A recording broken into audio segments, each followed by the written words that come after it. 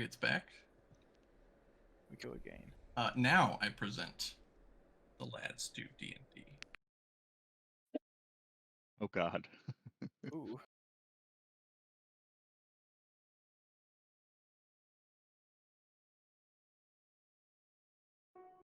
In a world where evil reigns supreme, there's only one team of heroes that can save the day. When the Yakes are on the line, they come together as a team and do the impossible. It would be weird to turn back now, wouldn't it, Tony? Whoa. Hey. What the fuck? That's great. And they're not Well, afraid to put the salt in your coffee. Upstairs, downstairs, where the hell?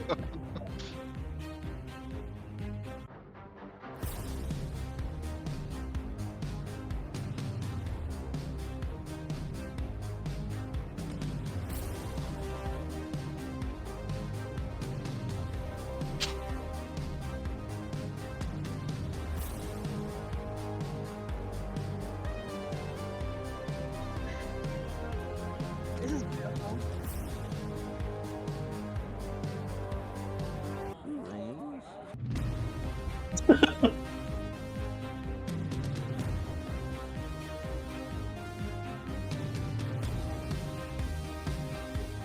Oh God.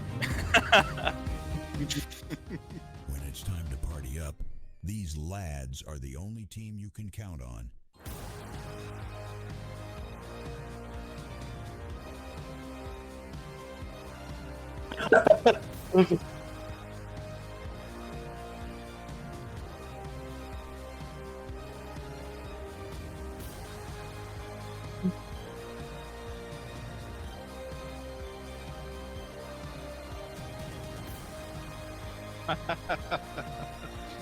Jesus.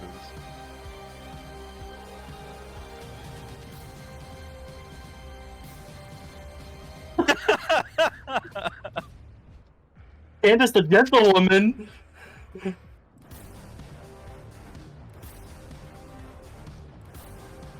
Oh, that was kind of hot. Keep it in your pants, Tony. This Just saying, dude. legendary action defense squad coming soon to a theater near you. Very nice. I Oh. did not know that LADS was an acronym until just now. I don't think it was until just now. That was very good. That was That was solid, very dude. good. That was That was beautiful. epic. You guys did a great job. What the hell?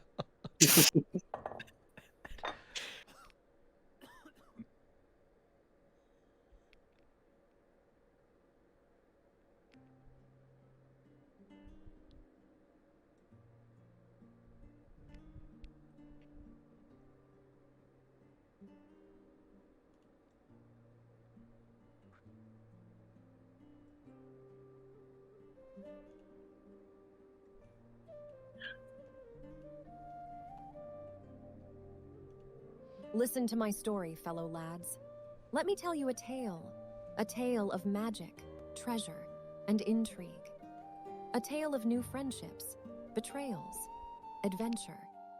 A tale about a lost treasure in the hills of the Sword Coast, only known to a select few.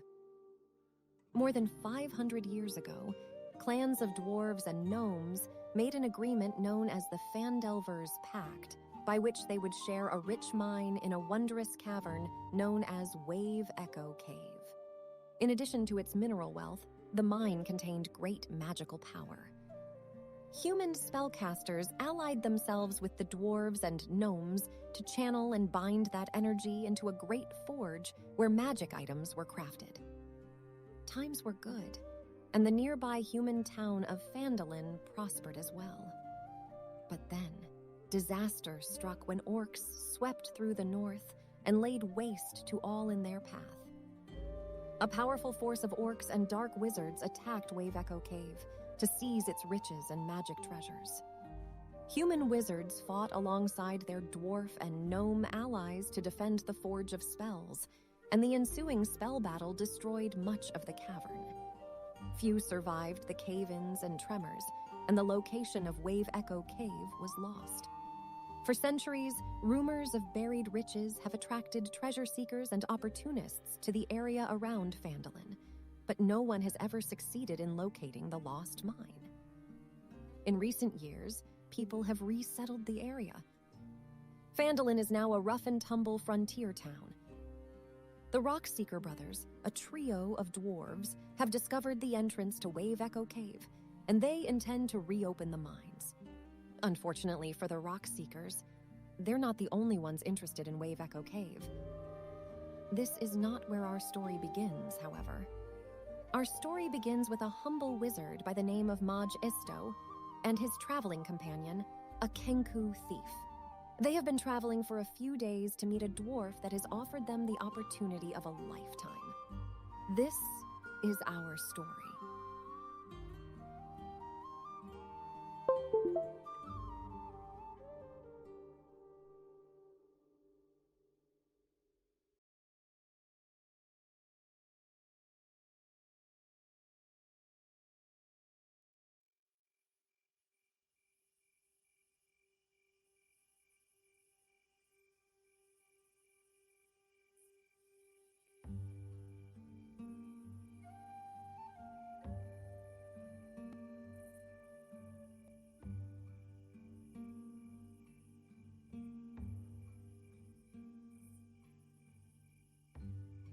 Maj Isto, a name that was once a long time ago, known to very few people. Maj was a young wizard, still learning the ways of magic. He had grown up in a small village, on the outskirts of a distant land, where he had spent most of his days studying under the guidance of the village elder. Despite his youthful age of 69 years old, Maj Isto was already a skilled wizard, able to conjure spells and charms with ease. However, he had much to learn before he could consider himself a true master. Upon receiving a summons from a dwarf by the name of Gundren Rockseeker, he was both curious and intrigued. Gundren had offered him a job, one that would require his unique set of skills and expertise. The job itself didn't sound too tough, a simple escort of goods. The dwarf had been vague about the details, but he was more than forthcoming about the reward. As he made his way towards the inn on the outskirts of Neverwinter, he couldn't help but feel a sense of excitement. He was always eager to take on new challenges, and this job was no exception. He rode on a cart pulled by a sturdy mule, and beside him sat a Kenku thief. The Kenku, whose name Maj Isto did not know, had also been hired for the job. They had been given specific instructions to meet the dwarf at the inn and then proceed to carry out their mission. Maj Isto couldn't help but feel a bit uneasy about working with someone he didn't know, but he knew better than to show his hand. The Kenku sat silently beside Maj Isto, his feathered head tucked down low as he looked out at the passing scenery through the night air. The Kenku race were known for their exceptional dexterity, with their nimble fingers and ability to mimic sounds and voices, making them particularly adept at stealthy operations. Isto had heard stories of Kenku thieves before, but had never seen one in person. He was curious about this particular Kenku, who seemed to be lost in his own thoughts. The wizard observed him discreetly, taking note of the way he held himself and the subtle movements of his hands as he fiddled with his dagger. The Kenku's feathers were black and glossy, with flashes of blue and green shimmering in the moonlight. He wore a hooded leather cloak that was pulled up over his head, obscuring his face. His sharp talons were visible, clicking quietly against the wooden planks of the cart. Maj Isto wondered what kind of life the Kenku had led before becoming a thief. Were there others of his kind he had worked with in the past? What led him here? The wizard was always curious about the motivations and experiences of those he encountered on his travels, and the Kenku was no exception. It was going to be a long ride. He decided to strike up a conversation, hoping to learn more about his traveling companion.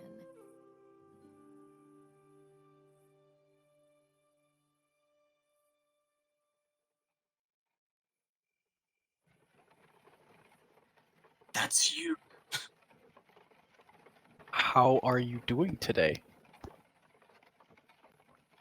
Silence. Hmm. Not a talker, are ya? Glances at you, remains silent. That's a fine dagger you have there. Where did you get it? Shows it, points it at you, sheathes it, remains silent.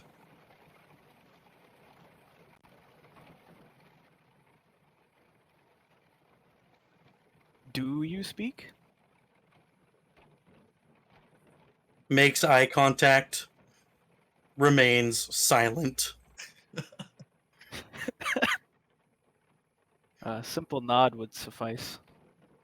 You've been on the road for a good 2 or 3 days on the way to the Neverwinter Inn to meet Gundren Rockseeker, a man who has hired you both for a job.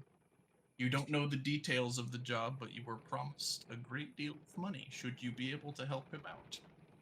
You have no idea where this guy got your information or why you're receiving this letter, but he definitely believes that he can trust you both to handle the job. You both approach by horseback in a cart the Neverwinter Inn outside of Neverwinter. Oh, we're finally here. Thank the gods.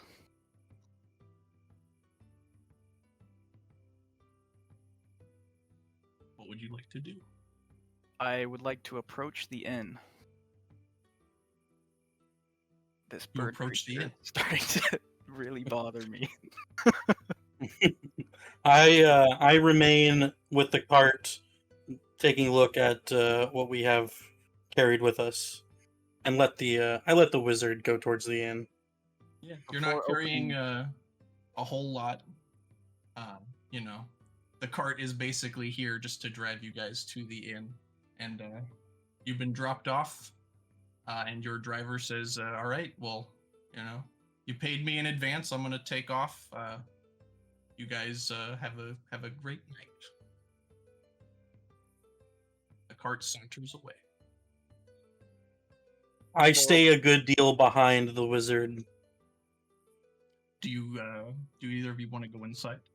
I open the door for the bird and hold I it stay open. I stay outside and make eye contact with the wizard. I hold the Okay. door open and keep eye contact with the bird. Well, I do not enter. I've opened this door for you. Are you coming? Shakes my head no. Fine. I enter and slam the door behind me. Okay.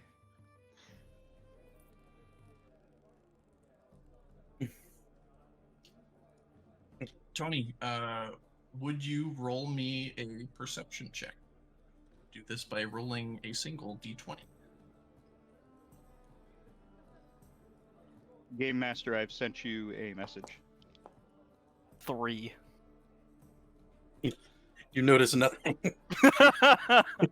There's a lot of chatter going on in the bar, and there's a lot of people in here. People are getting pretty rowdy, drunk, bumping into each other. Somebody knocks you on the ground as they walk outside through the front door. As you stand up, you can make out a few things. One of them seems to be a very big and crowded table with a lot of dwarves that seem to be celebrating something. They're laughing and they're cheering. To dig Team 6 and to the expedition! I approach the table and ask them if they've heard of Gundren Rockseeker.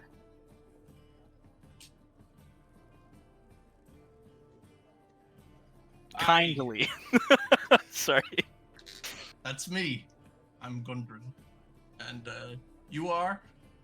I am Magisto. I have received a letter from someone with your name. First of course, the wizard. Come. That is I. I expected you to arrive with friends. This is a two-man job. The bird is Did not you much did of you a come talker. alone?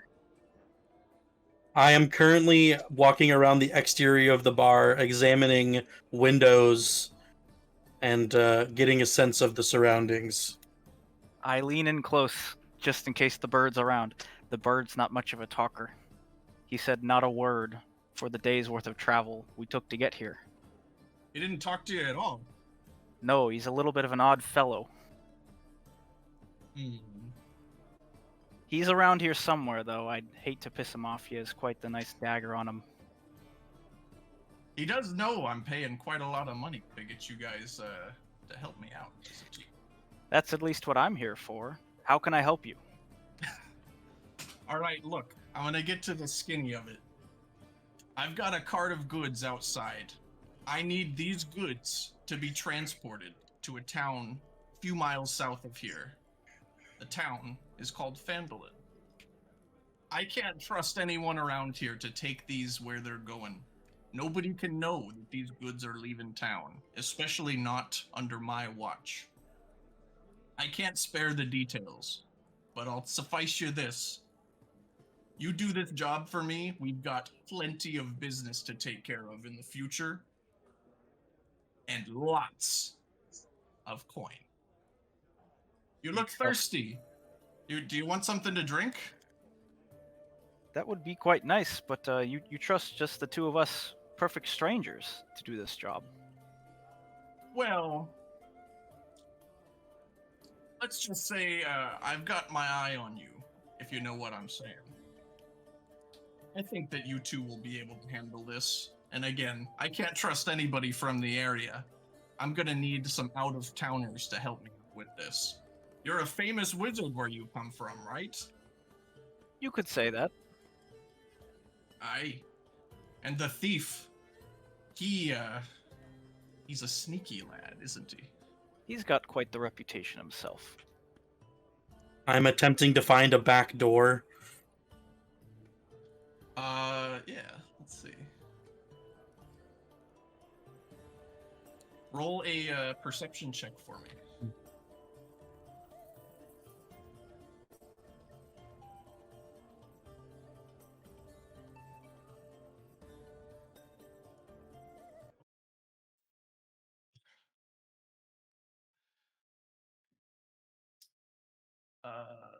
I hate to break character, but I everything's lost working sound. for me.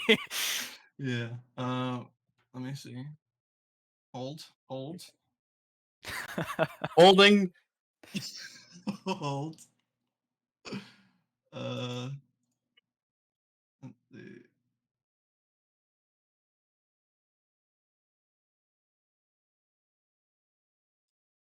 Just now figuring out how to navigate this dang thing. Sorry. Dank Varric. You make your way around the exterior of the bar, and you're checking out all of the windows. And you do find that there is a back door. We have no sound if there's supposed to be sound. There is, but it's broken. You find a back door, but it is locked. You jiggle the door a bit, and it seems like it might be barricaded by something. Can I roll a perception check as well? Ryan can roll a perception check. Roll a d20.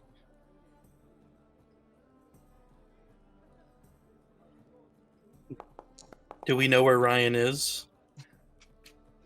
We're pretty It seems perceptive. like Ryan. It seems like Ryan might not know where he is either. I know where I am. I know where I am. No, I know. I just meant perception check. Yeah, no, I. A hooded man takes a look around the bar, and he makes from far away that a wizard has approached Gundren. He's been waiting in this bar for somebody to approach that dwarf for most of the night. And with your 2 perception plus your perception bonus, you do still make out that this is likely the man that you were sent here to meet, and the man that Gundren told you would be coming. But you do not see anybody with him, and you were sure that there were supposed to be 2 people headed here. By the way, I still haven't gotten an answer to the message I sent you. Uh, I sent it in prayer.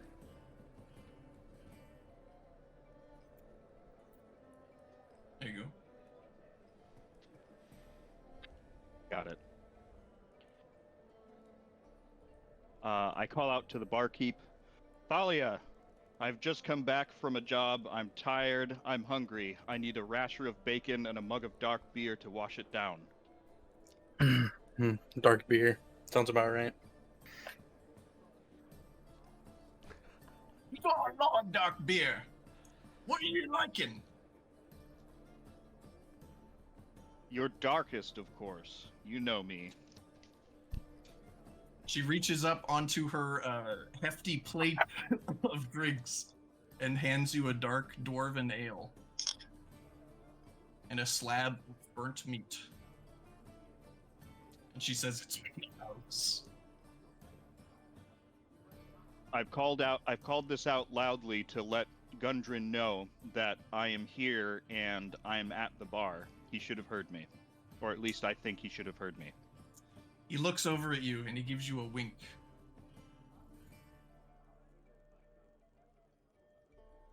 Gundren looks at the wizard and tells him that the cart is outside, and you guys should leave before nightfall breaks and take off. Don't say anything about where you got these goods from. Don't say anything about where you're going. Him and his consorts are going to ride off ahead of you towards Phandalin. They're going to meet you there, and you'll be paid when you arrive. He gives you he gives you a little bit of coin for you and the rogue to split, and this will be your starting gold, assuming that the wizard is willing to share, because the rogue is not here to receive it. I make my way to the front door and peer in and attempt to move as quietly into the inn as possible without being noticed. Okay. Gundren is going to roll perception. Let me see. He sees you. Damn He it. says, "Hey, Birdman, get in here. My feathered friend." I make my way towards Gundren and the wizard. Finally, what were you doing? I say one lowly word in common: investigating. It's a miracle he speaks. I cannot see the tavern. I am on the rolling mat on my screen. Yeah, you're supposed to be. I don't know a better way to do it. Okay. Gundren gives you both a hefty sack of gold that is put into your stores, and he gives you instructions once more. Take the cart to Phandalin, follow the road headed south. You can't miss it. We're riding up in front, and we'll meet you there. If you need any, you run into any trouble, don't worry. We got your back. Gundren points to a hooded man across the bar. He's going with you. I approach the hooded man and ask him. Can I roll for an optical pat down? Sure.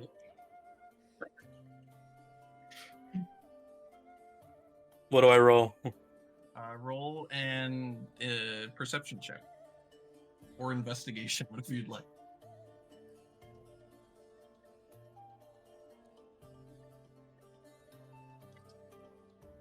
You can tell that this man is definitely armed. And he has not blinked once as he's been looking at you. You approach him. I also do a perception check on both of these people that are approaching me.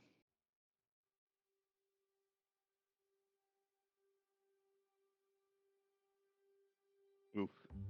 With my perception bonus, it's a 7.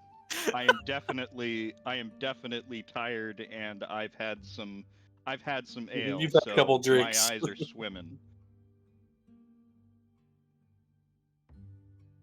Briar of House Blackmire. The battlefield saw his home destroyed as he was still growing into a young man. He has been dragged into the fight to kill for a cause that he was not yet old enough to fully understand. The war in his country and its consumption of life have become a well-oiled machine. Forced into recruitment by the nobles of the land, the boy saw an opportunity to fight back, a chance to bring justice to the only world that he knew. Over years of training with the local militia, Briar grows into a strong fighter. He learned to wield a longbow as if it were an extension of his own body. Years of training. Many, many battles won. Through his ability and hard work, a promotion. Sergeant Blackmire of the Elite Squadron. Briar had fought all his life to liberate his home from outside invading forces. Through blood and sweat, a light at the end of the tunnel. A war on his soil, won for his people. When the dust settled and peace treaties were signed, almost all active squadrons were disbanded. The remaining soldiers were approached by resident nobles of the land, and they were set to the purpose reserved for dogs of war in times of peace, brutalizing the weak to preserve the power of the wealthy. In times of war and in times of peace, strong men are always tasked with doing the grunt work of men in power. When faced with the choice of following orders or doing what he knew was right, Briar stood with his own people and refused to comply, resulting in punishment and pressure from his commanders. Political pressure on the military leaders was intense, leading to tough situations, restricted supplies and reinforcements. And eventually, his squadron was reduced to a team of just 5 marksmen. Although they were always successful, they paid a heavy cost in every battle fought. When Briar's squad leader was killed in action, he became the most senior officer left, leading his remaining brothers in arms into battle. When his small group was ordered with their final mission, Briar knew this would be his last. They were tasked with the capture and execution of the Pirate King's enforcer, Sidney Two-Teeth Cleanton. Military spies had Cleanton. discovered the location where Two-Teeth and his crew were planning to make landfall. Briar's small and diminishing unit was assigned to assist another squadron, which would take longer to arrive due to its size. When the army arrived, they would ambush Two-Teeth's crew before they could return to their ship. Blackmire's squadron was ordered to gather intelligence and wait for the militia to arrive. The corrupt nobles had ties to the Pirate King, and Two-Teeth was warned of the attack. Squadron Blackmire, the first to arrive and the first to fall. His brothers were slaughtered, and Briar was unable to save anyone on that day. He waited in the ravine, backed into a corner by the pursuing cutthroats, but his end never came. Instead of pursuing the final kill, Two-Teeth seized the opportunity and escaped before reinforcements could arrive. A death on the battlefield, denied. A sole survivor, Briar was blamed for the failed mission. He was dishonorably discharged, and his unit was quickly replaced with a band of young marksmen, all of them conscripted to fight for a cause that they were not yet old enough to fully understand. Briar fought all his life to defend the only land he knew to call home. Removed from the war zone, torn from his comrades, and denied a hero's death. His life as he knew it had been taken from him. Blackmire, devastated, attacked the commander of the new militia. He was sentenced to prison and was slated to be executed. Before the date of his execution, a senior officer and former comrade from his training days had sprung a plan. Erase the records, smuggle the ranger from custody, ferry him to the farthest country that ships will travel. A sergeant no more, sent to a strange land, a vagrant with no history, an adventurer's guild. A dwarf and a job opportunity. An escort for a party of novice adventurers. A new beginning.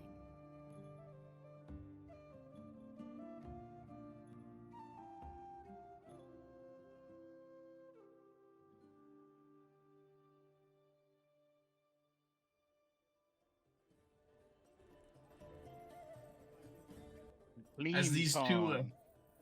yeah, as these two scrappy young lads approach you, you realize you've been waiting all night for these people to arrive. You've been drinking a bit, and you're not really sure what to say to them as they approach. With my perception check, do I notice anything about them? You can tell I have a that +2. you can tell that one of them is clearly some kind of bird person, which alarms you, as you've never seen this kind of thing before. You notice that other people in the bar are kind of looking at this guy and are kind of freaked out because he's skulking around and peeking around corners. And he's walking up behind this wizard, and they are approaching you after this dwarf has pointed at you. He got your signal and he sent them over to you. What would you like to do? I look at the bird person and I ask, "Do you speak?" I don't have the rapport like I do with the wizard. I remain silent, but I do shake my head yes. It's a I turn to rarity, the- yes, but he does speak. I turn to the wizard and I ask, "Has he done anything dangerous?" Aside from skulking a bit, no. We shared a cart for at least a few days. Define skulking. Acting in a I suspicious manner. continue to skulk and look over my shoulder, all paranoid like. I have a point at feeling, I point at what the bird man is doing and I say, "Is that what he's been doing?" Pretty much, yes. Were you hired by the dwarf too? Hired is a word for it. I'll take all the manpower I can get for this. The wizard Well- clearly thinks he's in charge. Yep. You passively perceive this. I allow him to continue to think that. And I stand up from my bar stool. I'm clearly a little wobbly, but I get the words out. Before we leave, we should make a stop at the blacksmith and the store, or the general store, for supplies to make sure we're prepared. Follow your lead. I'm not too familiar with this area. Out of character, what time of day is it? Yeah. It is close to midnight. Okay. There is not much open, but you do see some townspeople walking around outside. So you might be able to find some things to buy. I turn to where my temporary room is in the inn that Gundren has set up for me, and as I'm walking away from them, I say, "I suggest that we meet here again in the morning to prepare our supplies." And then I head up to my so room. are you leaving? Okay, so you leave. I let him stumble off. Is that sorry, go ahead. As Briar walks away, I turn the wizard around and I say one word quietly so only the wizard can hear, and I just say, "Explain." Explain? Explain what? Well, I wasn't. Well, you know that I wasn't here when the dwarf gave you the explanation of everything. Explain. Do you mean the dwarf? I nod. He's the one who hired us. He's the one who's paying us. Would you like to know more? I point to Briar as he walks up the stairs to his room. I suppose he was hired too. We've been given a cart, and we're supposed to escort it. I nod. I sit. Briar walks up the stairs and into his room and stumbles into it, shutting the door behind him. Is that bartender lady still walking around with the thing? I stop her as she passes and ask her if she's got a spare room available. The barkeep approaches you, and you ask her for a room. She says, "Yep, 10 gold per head. You Uh, staying? I reach into the pouch that was given me, right? Yeah. All of the gold that you start with has just been given to you. Okay. I fumble around a bit and remove 10 gold pieces and hand them to her. She takes the gold, she counts it, she slips it into a pocket on her shirt, and she looks over your shoulder. And she says, and the bird? Can share. I shake my head no. Well, it's 10 gold per head.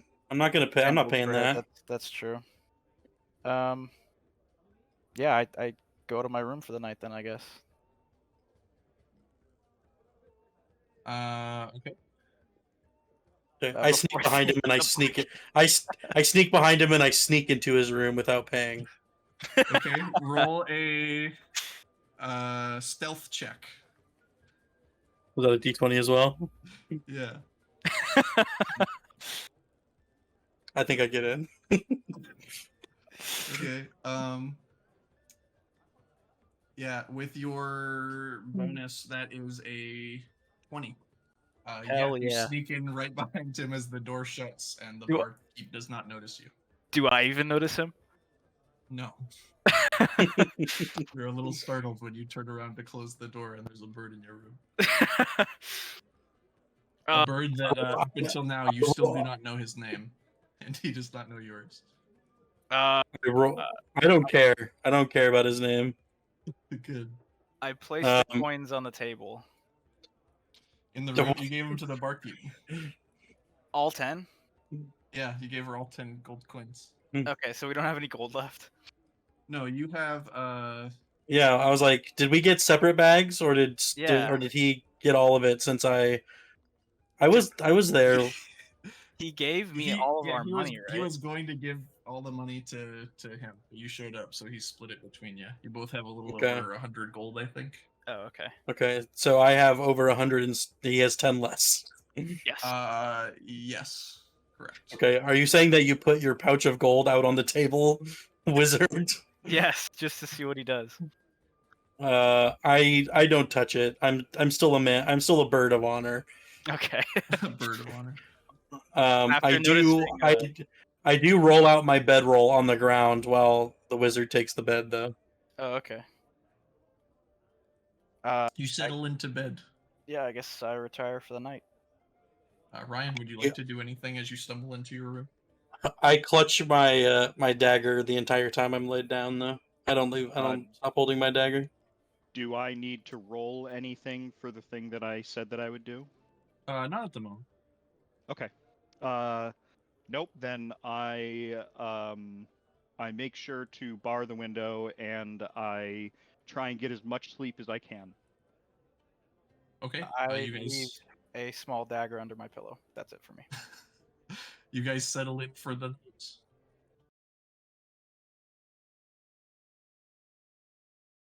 And you wake up the next morning. Okay. It is bright and shiny outside. The sun is shining. The dwarf and the man that he were with have taken off. They're no longer here. I wake up before the wizard and I resist the urge to make a chicken rooster sound.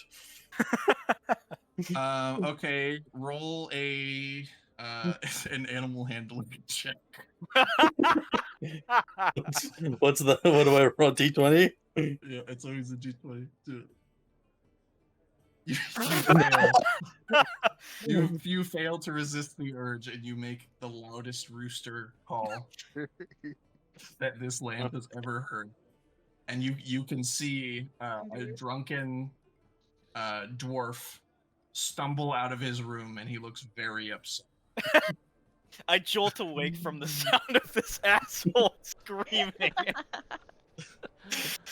I would have already been woken up and downstairs, and I peek around the corner to see what the commotion is up the stairs. Roll a perception check. Oops, I'm in the wrong window. Here we go.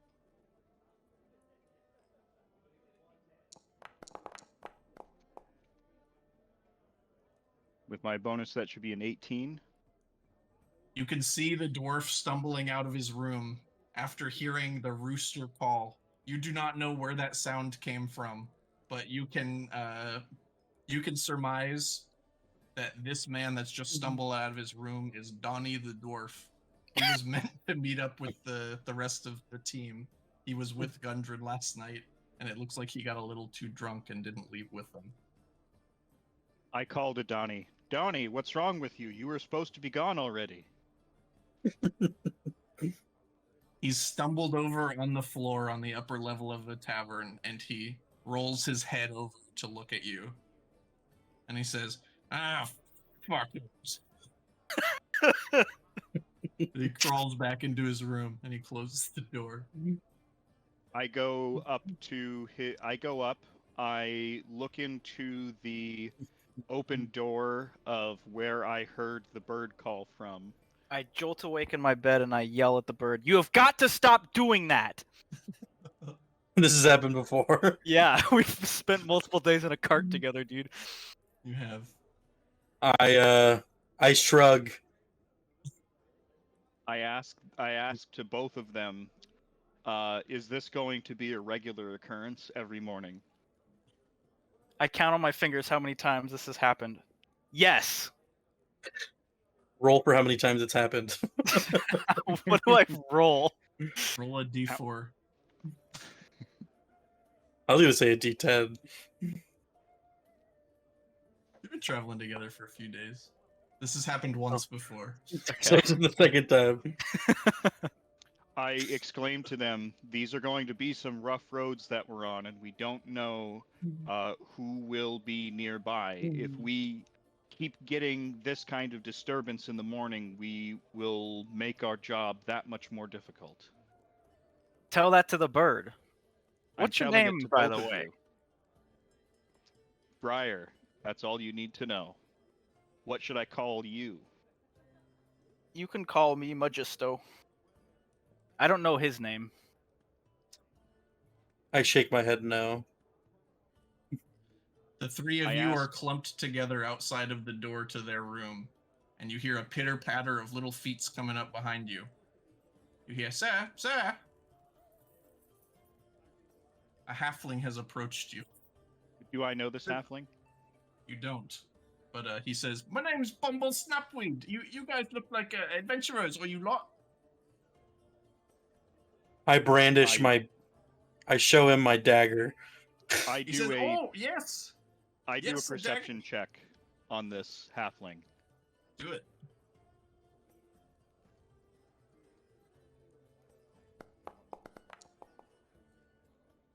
I would also like to do a perception check. Go for it. It's looking So at with him. my +2, that's a 13. You can see that this man is not armed, but he has a handful of pouches and rags and small bottles hanging around his belt. He introduces himself and says, "My name's Bumble Snapweed. That's a nice dagger you've got there, bird. Can I see it?" I tuck it away. Says, "What about you? You got any daggers, swords, sharp, pointy bits? I Who can did he polish direct them that for to? you." Yeah, who do you direct that to? Who do you direct that to? But you two, both of you. Says, I asked- I make my money around here. I'm a sword sharpener, polisher. I'll even shine your shoes. Just 10 gold bits. What do you think? No thank you, not from me today, kind sir. I shoot past the I halfling would and start walking know- downstairs. I would know the name of the blacksmith in town. Can I get the name of the blacksmith in town?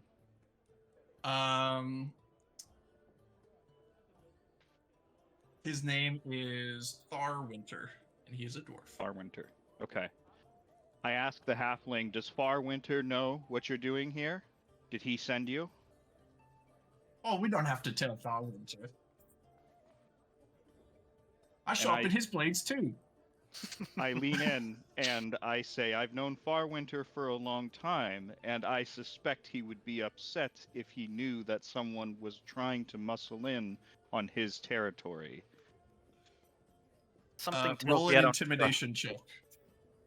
Oh, Is that a what's d20? Yeah.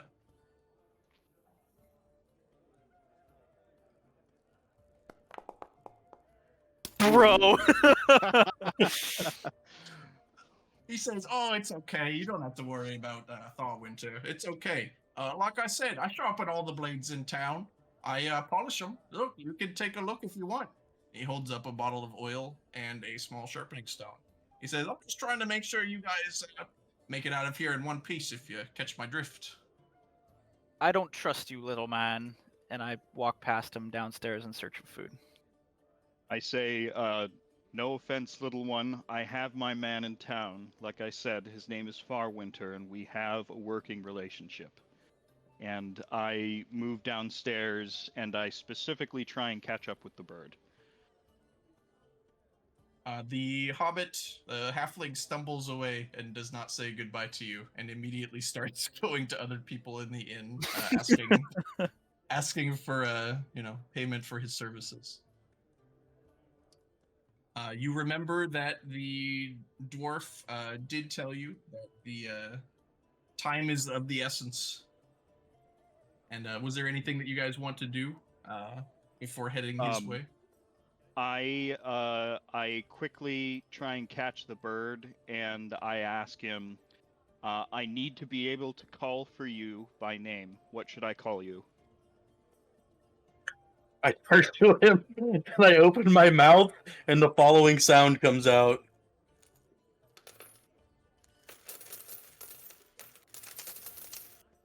That is all.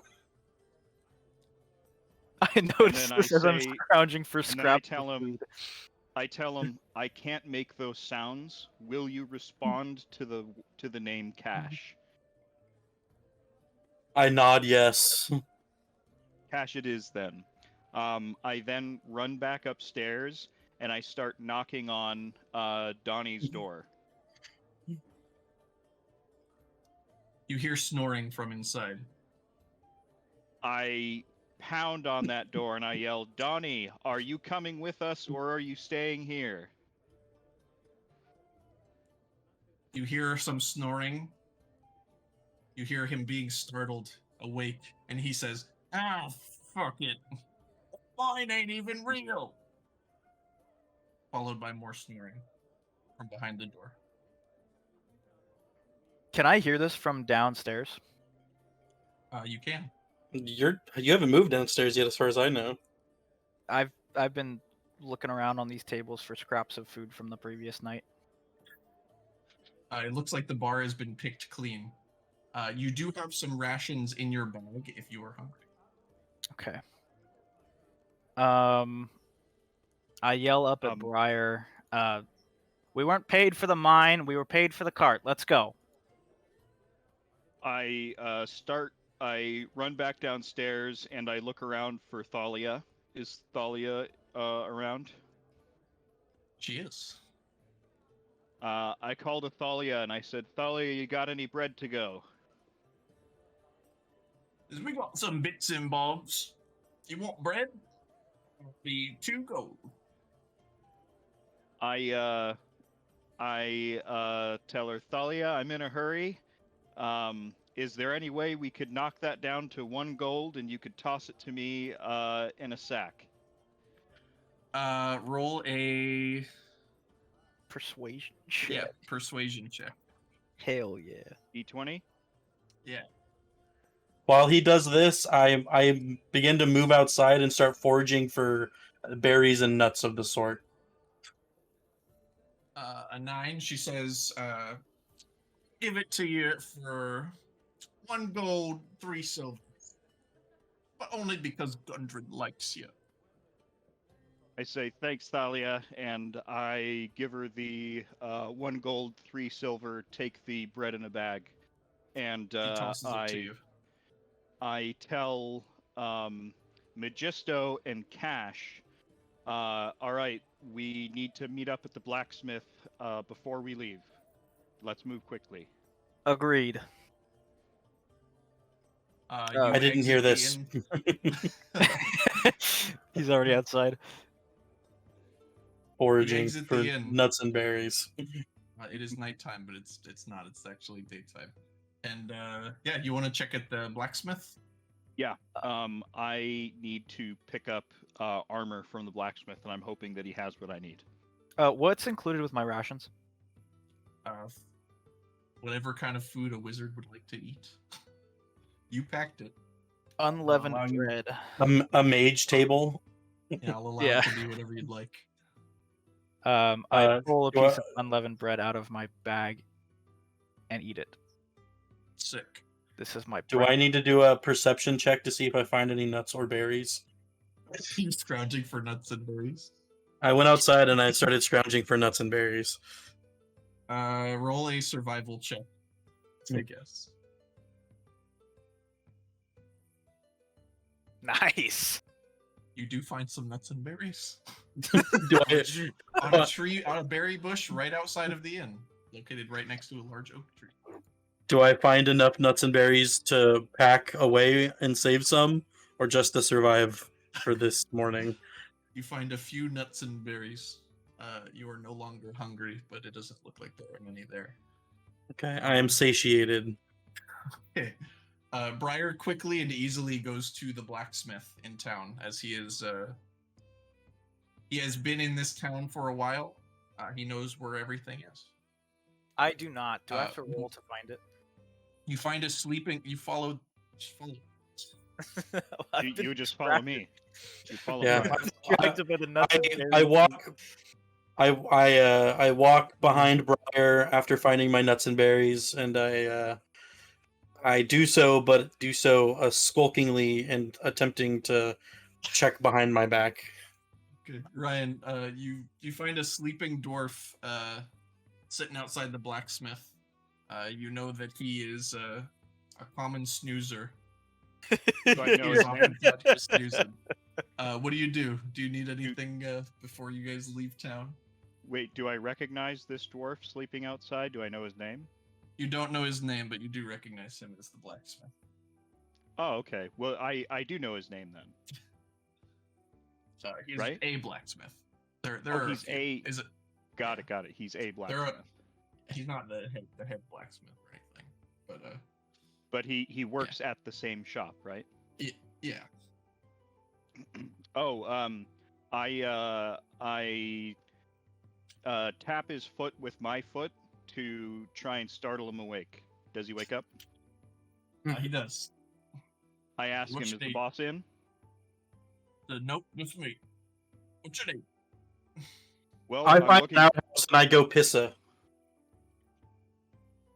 Wait, what? What did he say?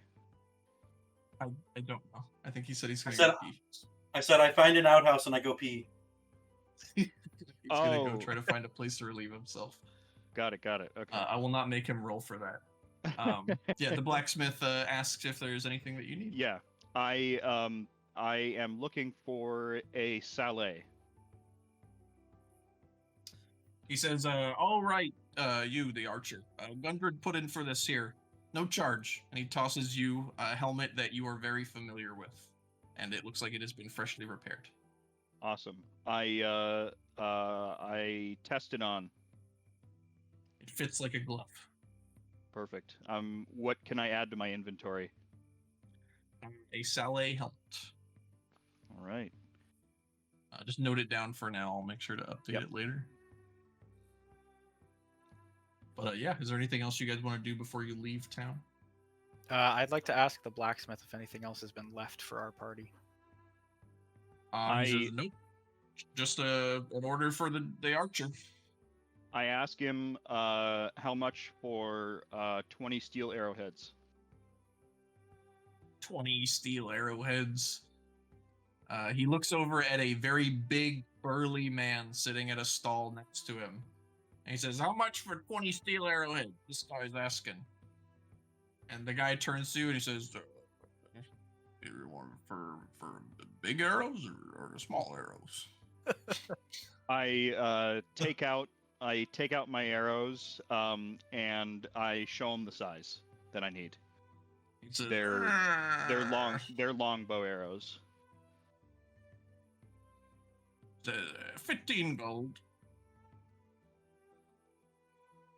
Has Briar been I- paid for this expedition? He does have money, yes. Was he paid? He's been I here. have- He's been here waiting since long before you guys have arrived. Okay, just making sure. I talked to him and I said, "Hey, I've got a long relationship with your boss. What do you say we bring this price down a little bit for a good customer discount?" He says, "Oh yeah, just have Gundren come by. We'll sort it out." And then I say, "Will do," and I nod my head and I collect the 20 arrowheads. Yeah, you collect 20 arrowheads, and yeah. Is there anything else you guys want to do? Like, you do notice that there is a large cart with a horse and some dwarven goods packed inside of it. I assume that's Would I recognize this cart as the one that Gundren prepared? You don't recognize it, but passively you do perceive in large, bold letters on the side of the cart in gaudy font, it says Seeker on the side. Say that again. I didn't catch that. It says It says Rock what? Seeker on the side Rock of the cart. Seeker. Okay. I call out to the other two and I say, I think this is our charge here. Approach the cart. Yeah, there's some seats inside next to the goods, as well as one seat for a driver. I approach Briar and say, "Do you want to drive?" Is this a wagon or a cart? It's a big cart full of goods. It is not covered. It's just a bunch of goods packed in the back with a horse. I tell him I've driven plenty of wagons before. I will drive. I shake my head yes, and join him on the cart. I call out to Cash. I say, "Cash, where are you? We're going to leave."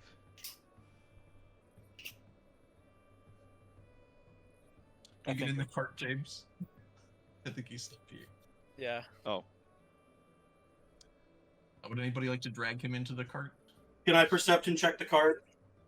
Sure. This is a different cart than we came in on, right? It is a different one. You were taxied in on a cart. You woke up the next morning and there's a new one awaiting. You notice that there are lots of things packed in the back. Looks like some tools. You're not entirely sure what they're for. You do notice in very large characters on a big brass emblem on the side of the cart, in all caps, Rock Seeker. The dwarves are proud. I wearily enter the cart. Okay. You guys leave town.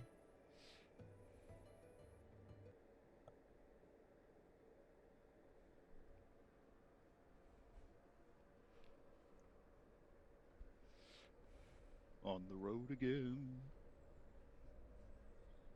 You guys ride out of town and make travel for most of the day. Is there anything that you guys would like to do on your drive? You're approaching a forest. Briar, as he is driving, will be humming to himself a road song and be snacking on the bread that he got from the bar and looking around. I'll along to that song on a pan flute. As we move along, I begin to open up a little bit and make I mimic other animals and other noises I hear, just small little noises every once in a while. Everybody make a performance check. So D20. So he's a D20.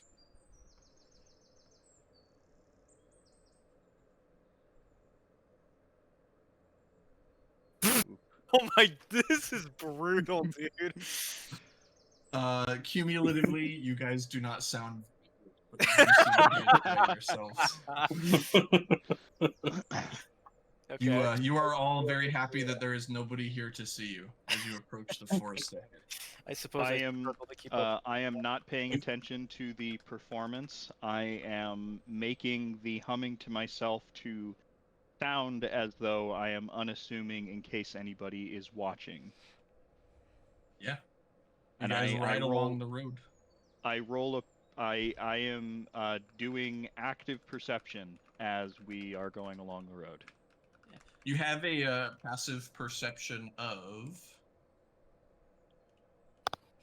What is it? I am also doing I think that. it's. I feel like the I only think one it's not doing that is 13. Stupid. I Yeah. feel like the only Pretty one well not doing aware that is Madge. at all times without needing to actively be perceptive. Okay. But yeah, you guys approach a forest in front of you. Do I have an active perception as well? Yeah, you all do. I'll have to double check what it is. But yeah, if anything happens outside of your, regular scope of vision, you do have a stat that lets you automatically detect things. That is just happening all the time. Passive perception. Yeah. And yeah, you approach the woods in front of you. Okay. Before we enter the woods, can I do a perception check? An Sure. active perception check?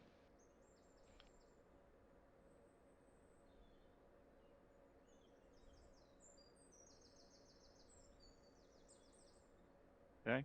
You notice that there is a large open coast that you are very familiar with to the east. You are pretty far out near Neverwinter, which is on the coastline. And to the west is many, many, many trees. You see a very large forest. Okay. To the left, a very dense, dark forest, and a small patch of trees up in front of you. And are we currently on the coastline? Are we in like a bamboo forest kind of thing with sand all around? You're not on the coast. It's just kind of like a grassy plains, but you are very close to Okay. the water. So we're inland. Yes. Got it. So I wouldn't be able to use my my ranger buff for traveling along the coastland. Not at the moment. Okay, cool.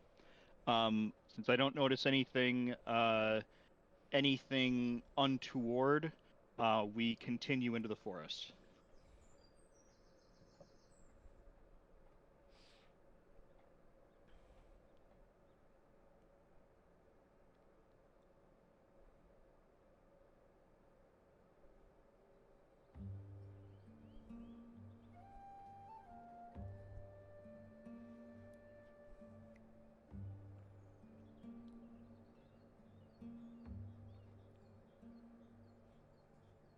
Gifford Shivanus, a child of the forest and born to the mystical waters of the Sword Coast. Gifford was a genasi, a rare sight in these lands. The genasi are a race of elemental beings who are born with a connection to one of the 4 primordial elements: water, earth, fire, and air. The history and heritage of the genasi are as varied as their elemental affiliations. Some believe that the genasi were created by the primordials as part of a grand plan to shape the world in their image. Others believe that they were the byproduct of magical experimentation by ancient wizards. Regardless of their origins, genasi have always been a unique presence in the world, often revered or feared for their incredible powers. Water genasi, like Gifford, have a special connection to the sea. They are often born in coastal regions, and their physical traits are said to be reflections of their elemental heritage.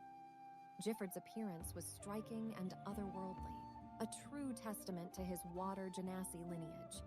His skin glimmered a lustrous blue, like that of the ocean depths. As light poured down on him through the ceiling of the forest, faint outlines of scales reflected the rays, casting an almost ethereal aura around him. The scales on his skin weren't just for show, as they provided a protective layer, hard enough to repel blows and resist sharp objects. From his ankles and wrists, delicate fins protruded, almost like small, flexible wings that gave him a sense of fluid movement and speed in the sea. Despite living as the lone hermit of these woods for most of his life, Gifford remained presentable and well-kept. As a druid, he always felt a deep connection to the natural world around him, and he has always worked hard to protect the woods that he calls home. Druids are generally peaceful, living in harmony with the ocean and the forests, but their powers could be deadly when provoked. Put that in? To desecrate the natural world, this is a crime that he cannot accept. Gifford had been traveling for days in search of a man that stands accused of murder. Hundreds of trees, felled in the Neverwinter woods, each a unique soul of the forest, lost before its time. Left behind at the scene, a shipping manifest. A murder mystery is nothing if not rife with evidence, and in this case, the culprit had foolishly left a letter bearing his name, Rockseeker. By chance, or perhaps by fate, Gifford has just stumbled upon a caravan with that very name emblazoned boldly on its side. Nimbly descending from the trees above, he confronted the travelers with blade in hand, demanding to know their allegiance to the accused. Our heroes had some explaining to do if they hoped to avoid a violent confrontation.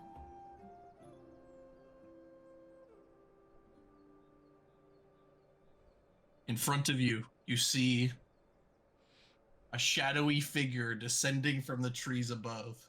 He lands in front of the cart, holding a scimitar and extending it at you.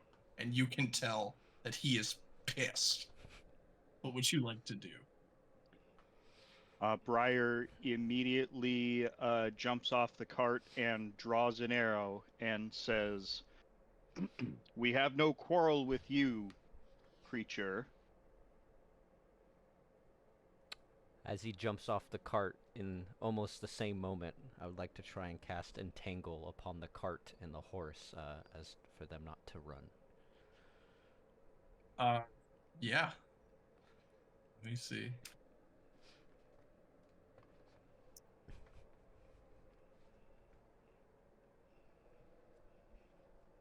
Grasping weeds and vines sprout out from the ground. They entangle through the wheels of the cart. They grab onto the horse as the horse tries to bow back and neigh and whinny and holds it down to the ground by its feet. And the vines do grab onto Briar's feet as well, and he's held firmly in place. I attempt to jump off the cart out of the way of the vines. What do I roll for this? You can roll an athletics check. That's a d20. Yes. As I have already been in my stance and drawn an arrow, I shoot an arrow right in between the legs of this person that's jumped in front of us.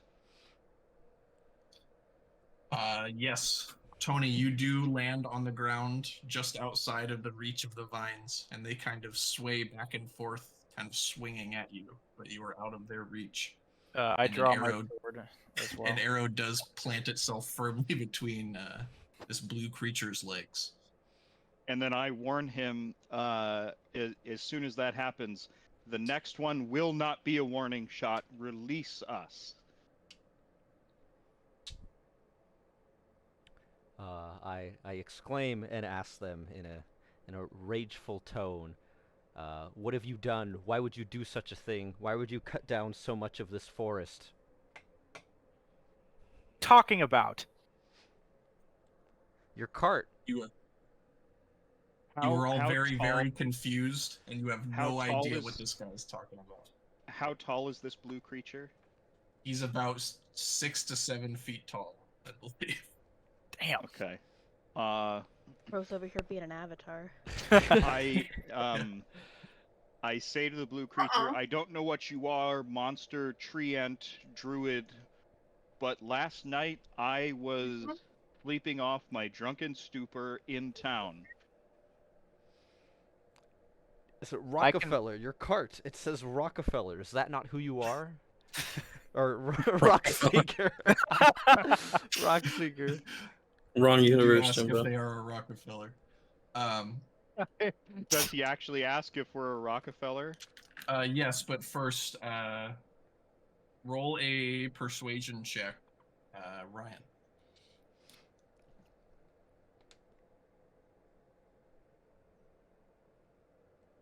And I have a bonus to that, I think. No, I don't. I have a bonus to intimidation, not persuasion. You got a 16. He does ask if you are a Rockefeller, but he is slowly lowering his guard, and he does seem to believe what you said, that you were not around here last night. I knock another arrow, but I don't draw it. And I say, this seems to be some sort of misunderstanding. You need to release us, and we can talk more. Do I just see Briar and Majesto, or well, I don't know their names, but do I notice anyone else with them, or is it just those two? Oh yeah, it's an open cart. You see all three of them.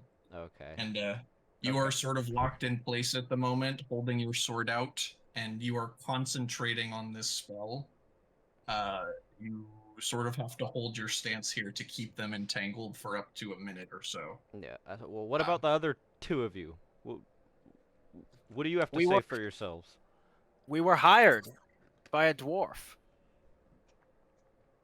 I look over at Cash. I shrug. Do I also have to roll for persuasion? Am I rooted? You for looking at him and telling him that you work for a dwarf? No. Okay. He clearly understands that you probably do work for a dwarf, but he does not look any less concerned with you. Okay. Yeah. Am I rooted? You are on the cart. So They're the just cart's kinda rooted, but chilling. I'm not. No. Alright, There are well, vines spread all around, kind of grasping at each of you. Tony successfully got outside the range of them, and you were sitting on the cart, just kind of looking down at them. They have not I draw one of my daggers and I poke at the roots. I say, I well, want to what see about this? I want to see if it hurts this druid. He seems to be unfazed. I say, well, what about this rock man? You're driving his cart. What does he mean to you? How? I'm getting visibly confused as no one seems to know about this rock man. You get the sense that this is very, very important to him, and this creature thinks that you have wronged him in some way. What is your quarrel with this Rockefeller? This this rock man, he's destroyed this forest, acres of it, just gone overnight. It's unacceptable. This cannot be tolerated, and he must answer to the crimes of this forest. We've had nothing to do with this deforestation. Release us at once. I exclaim, I know for certain that the dwarf has no such power to deforest an entire landscape overnight. What is this dwarf's name you keep speaking of? I just mimic back. I just say cannot be tolerated. Cannot be tolerated. Does it sound like exactly like my voice? It sounds exactly like your voice. As I get more puzzled and stumble over my own words. Who's this dwarf man, and why does it say rock? What's going on? Who's this dwarf man? He is very upset. I recall from the night before when the dwarf man introduced himself, and I mimic exactly when he introduced himself. Does he have to do a speech check for that? No, you said you wanted to explain exactly what happened? No, I just say when, because last night he introduced himself to Magisto, and I mimic that. I don't know if you can do that. I don't think you were there. You were still like Oh, You I weren't guess in the you're right. room when he introduced ratifying himself. outside the. You didn't hear his Okay. name. Then Tony said his name to me. Then I say it in Tony's voice Okay. or The Magisto's blue, voice. the blue person hears this and he looks at the wizard. So you're the Rock Confused. Man. What? No. You seem to have like very actively confused him by using his voice, and it's not coming out of his mouth. And he's hearing the name of the person that he is looking for, and it's the wizard's voice. What? No, that wasn't me. That was the bird. I see him becoming angrier again and pointing his sword at the other people in the wagon. I draw my arrow, and I tell him, "You need to calm down now, and we can talk about this. Release us. Final warning." I glance at all Do I three do of an them. intimidation check? Do an intimidation check. Can I just do /d20, or do I have to type roll? I think you have to type roll. Okay. So,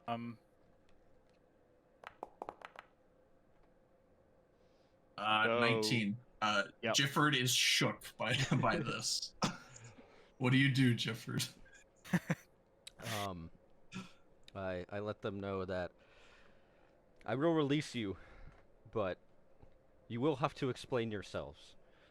Otherwise, I won't hold back what comes next. Does he release the vines? Yeah, he does. Yeah. Does he also Okay. put his sword away, or is it still out? I lower it, but it's still in hand, but it's not pointing. I and threatening also anyone. lower my longsword. I keep my arrow knocked, but I release my draw. Sick. And Do anything else? I try to approach them slowly, not get too close, but while still being very cautious. And I ask Briar, since he seems to be in the front, and I observe him as the leader. And I ask him, well, what can you tell me of this rock man? It seems like you know him. His name is emblazoned on your cart. He obviously seems to be the only one that I could point to this travesty that has happened in my forest, my home. I ask, what makes you think that he is the one who did this? I reach to my side while looking at them, and I pull out this piece of paper, scroll, almost you could say, and I unroll it, and I point at the bottom. I'm not that articulate, but I point at the name, Rockseeker. I just say, Rockman, and then I look and point at the cart of the same name and say, Rockman, no? You do easily put together that this blue person does not really understand what this paper means.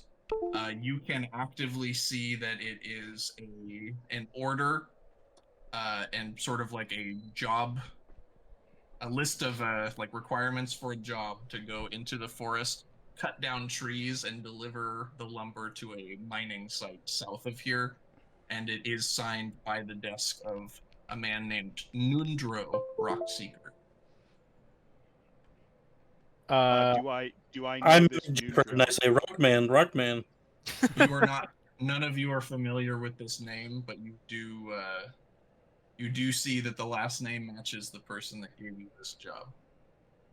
I tell the tall blue man I try to relax the situation a bit, and then I ask him, I say, my name's Briar, what's your name? I look at him, and before I say anything, I kind of dart at my eyes go over to the magician and the bird. I go back at Briar, and I say,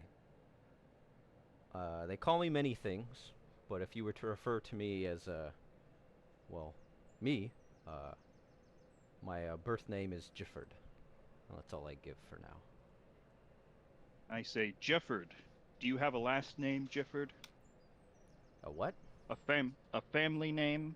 Oh, well, A line of heritage, perhaps? Gifford Chavannes. Gifford Chavannes. Are you aware of the concept of first and last names that people who speak common use? I just look at him, kind of confused. You get the sense that this blue guy is not used to social interactions, and he doesn't answer you. He just looks at you kind of puzzled. I sigh and I say, look, this piece of trash, Before he whatever you finishes found, talking, I look over at the mage. I say, "You! Why did your voice say the Rockman? What do they call you?" I am Magisto, and the bird said the Rockman. I put away my sword and approached the two. This does not help the confusion at all. We have been hired by a Rockman, but it is not the Rockman you seek.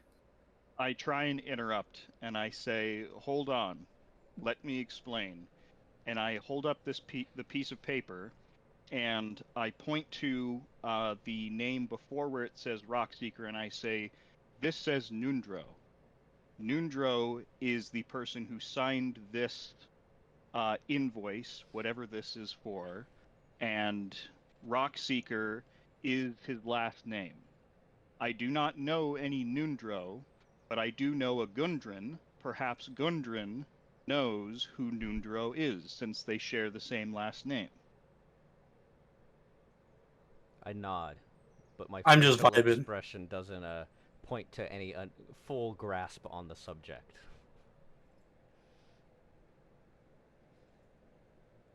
Say, okay. I noticed I noticed that he may not be too perceptive about the situation, and I say, the Rockman that you seek is not the Rockman who hired us. Jimbo, roll a perception check. I would like to roll a perception check to see if there are any mental ailments that are outwardly appearing on Gifford. Both of you roll a perception check.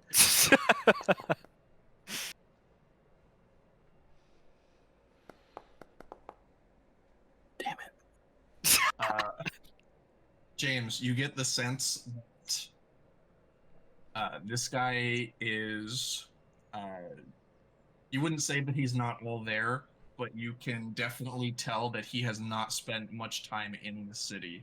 You spend a lot of time observing people quietly, and you can tell that this guy probably has not done that very much in his life, and he is probably not used to talking with people. Jimbo, you notice that as these guys are looking at you and explaining that they are not really going to be able to help you with this, they are slowly backing up towards the cart. And it looks like they are trying to leave. They're trying to make a hasty exit. Say, I attempt to do a Jedi backflip onto my seat in the cart. You're already in your seat in the cart. Okay. In that case, I stand up and just do a backflip. Give me an athletics check. You Damn, I was successfully do really a hoping backflip. he was gonna fuck that up. I assert my dominance. I notice this, and I grab the face mask of my Sele, and I mutter under my breath, what have I gotten myself into? I look up, I raise one eyebrow in confusion. I go, okay. And I brush that off, and I look back at Briar, since again, he seems to be the most in charge here. I say, so there's two different of these Rockmen, you're telling me, no? There's two men with the same name. How could that be? How is this possible? I say, look, anyone can name themselves anything they want. You could copy someone else's name if you like. Maybe they're from the same family. I don't know. I If you mimic want to, Briar saying family name. I if, ask. if you want answers, you're going to need to find Gundren. And then I point down the path that we're going. You say, Gundren is at the end of this path that we're traveling down. If you promise not to attack us further, we can part ways, and we will leave you in peace. I slowly sheath my sword, and I said, it is impossible to part ways.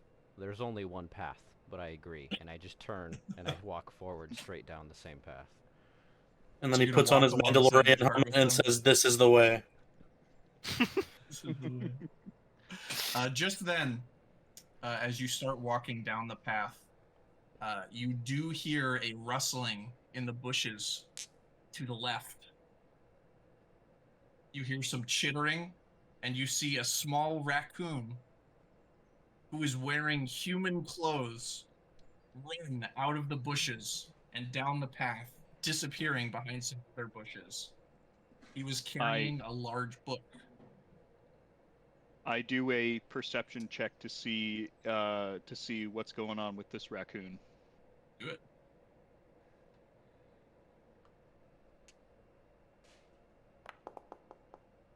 Fuck. It was too fast. I also do that perception check. I think we Everybody all do. roll Probably. a perception check. It's currently on the card. I was distracted by Jofferson. You Holy shit. as a collective group, you do see that this raccoon sort of takes off and disappears just as quickly as he appeared. You saw him go, but you understand that there's no way you'll be able to catch up with him. But it's a small raccoon holding a book. You do notice also, just behind the bushes where he was running from, you can hear rustling in the bushes, and it seems like somebody is struggling with something. Say that one more time. It seems like something's struggling. What? Somebody is struggling in the bushes, and you can hear some rustling in the area where that raccoon just ran from. I can tell this is a person. It sounds like a person, yes. You hear Okay. a seemingly female voice. I am already off the cart. I approach the bush, and I try and part the bush as to investigate. I make eye contact with Cash, and I gesture to go one direction, and I start moving the other direction into the bush. Tony, would you like to do anything? I follow the group into the bush with my hand on my undrawn sword. I would like Ryan to roll an intimidation check for pointing me to go somewhere. An intimidation check. Okay. Do a persuasion check. Or a persuasion check, yeah. Well, either way. I'm not yelling at Cash. All right. Rolling for persuasion. Let's say it's just a general charisma check. All right. Oh, okay. I listen. Yeah, you get the sense that this guy knows what he's talking about, and you feel like you should probably go the direction he's pointing. All right. In that case, I draw one of my daggers and I go. You all approach the bush.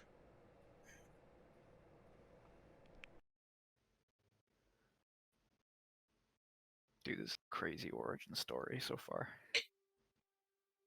I like it.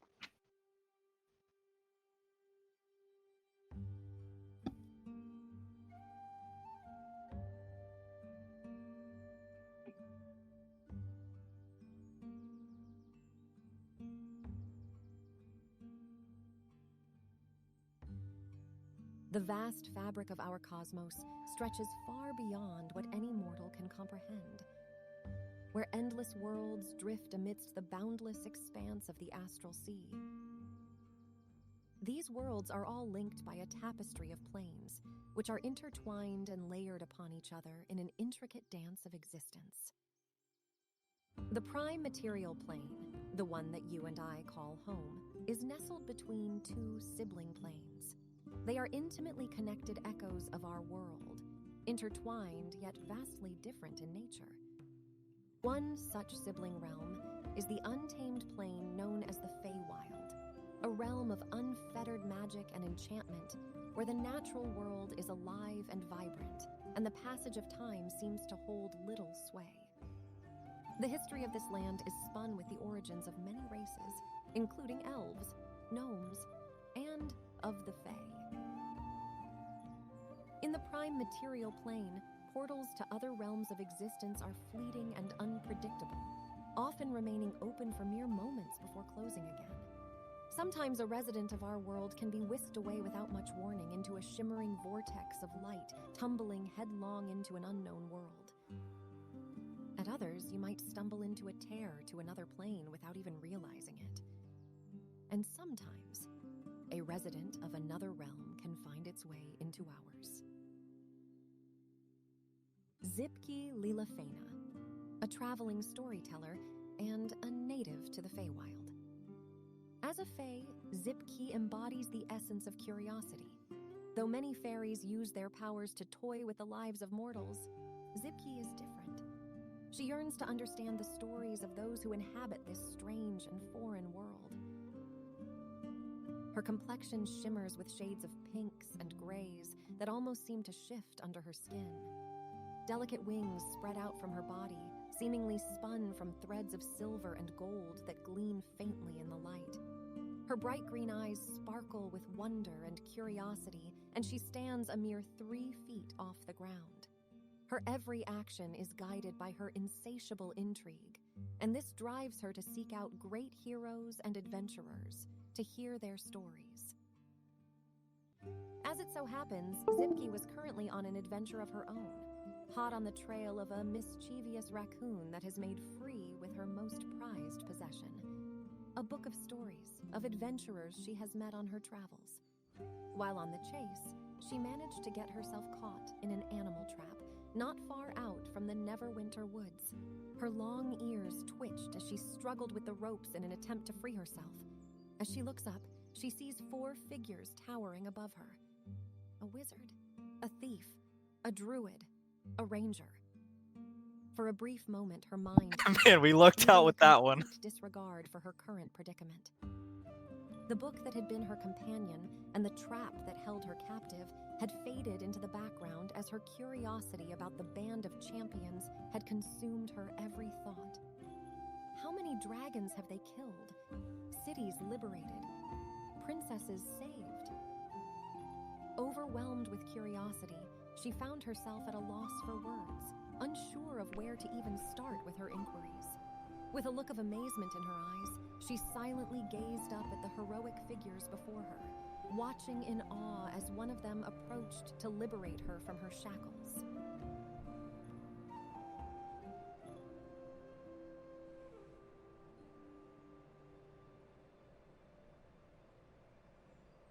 Yeah, I'll approach to let her free. I back up and I- watch him. I don't put trust my what's happening arm. here. I put my arm across the wizard and I like back him off, and I roll a perception check on the trap area. While he does that, me as a druid of the forest recognized a fairy and don't perceive any immediate harm and just immediately go into try and free her. I Okay, see this and I ask Jefferson, friend of yours? I don't respond because that's not my name. I don't even acknowledge him speaking. James, with your passive perception, you do see that there is a small girl about the size of a gnomish person with fairy wings, struggling to get free from a rope that is wrapped around her ankle and she's looking up at the four of you, kind of amazed, not saying anything, with like eyes open in awe. And you can passively perceive that there is no real danger around this area. Okay.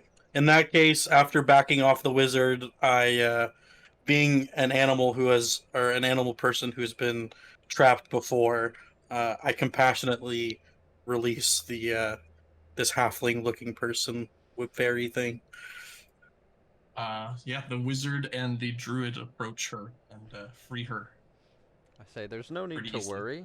I am Gifford, a druid of these woods. That is a bird. That is Berry. And that I is nod. Magikoko. I just met these travelers. They seem nice. I kind of giggle and I repeat, mimic back Unaji Coco. Roll a performance check, James.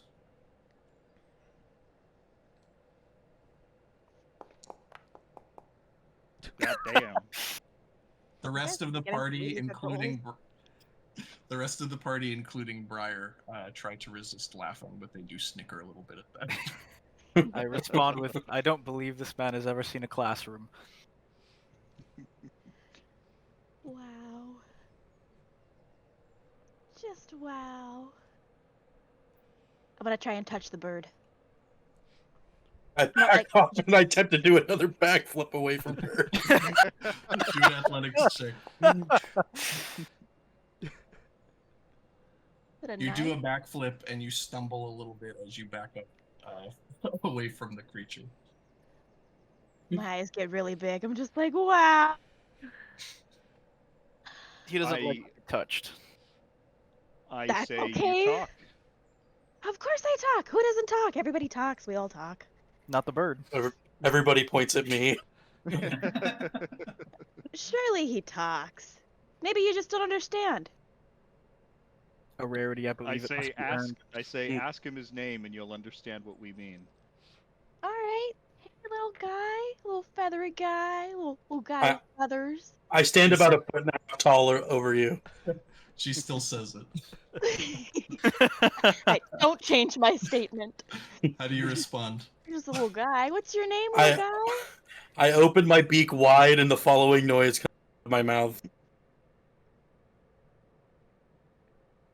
Did you guys hear that? We can't hear it. No, we can't hear it. We can't hear it, but you do hear the sound of jingling coins as his beak stands wide open. I respond back. I call him Pebbles. Did I get it right? I glare at You him. know that his name is apparently Pebbles. Oh. I glare at him. Just reasoning for Pebbles is that's the closest sounding thing to my I tried knowledge. to jingle coins back so that I could noticed- respond with your name, but I noticed I the don't know if you heard glare and I exclaim, I don't think he wants to be called Pebbles. the blue guy? Izzy, perception check real quick, if you can. I will attempt to roll a perception check.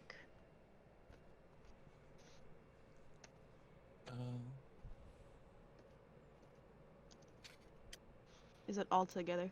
Boop, boop. It did not work.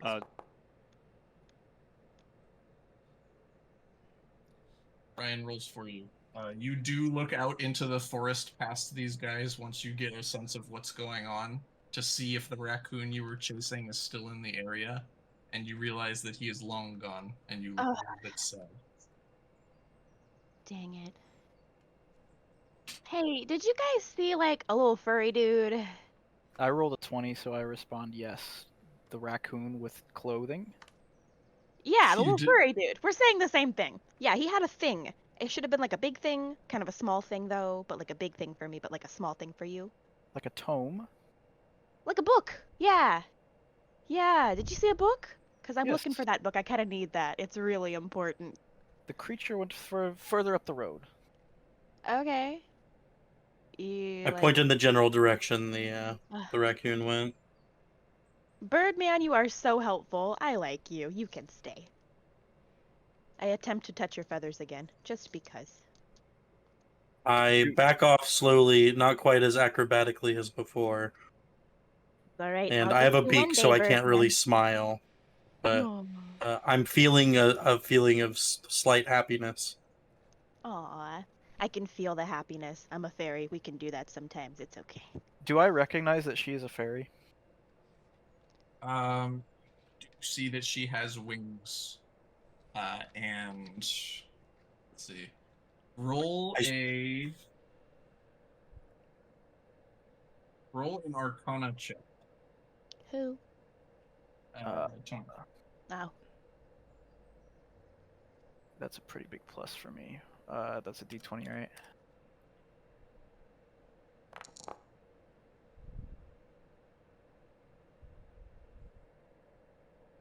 You do remember hearing something when you were studying at the college in your village that there is a land that exists on top of our land where creatures sometimes come from, and they do have wings like you're seeing here. You don't If we're all remember much more than that. If we're all noticing the wings, I'm now saddened after being happy because I no longer have my wings. This is true. Okay then. I ask the winged creature what their name is.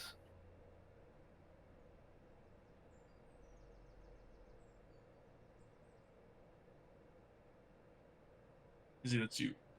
Do you want to tell them your name? Yeah. And or do you remember? Okay, what's your name?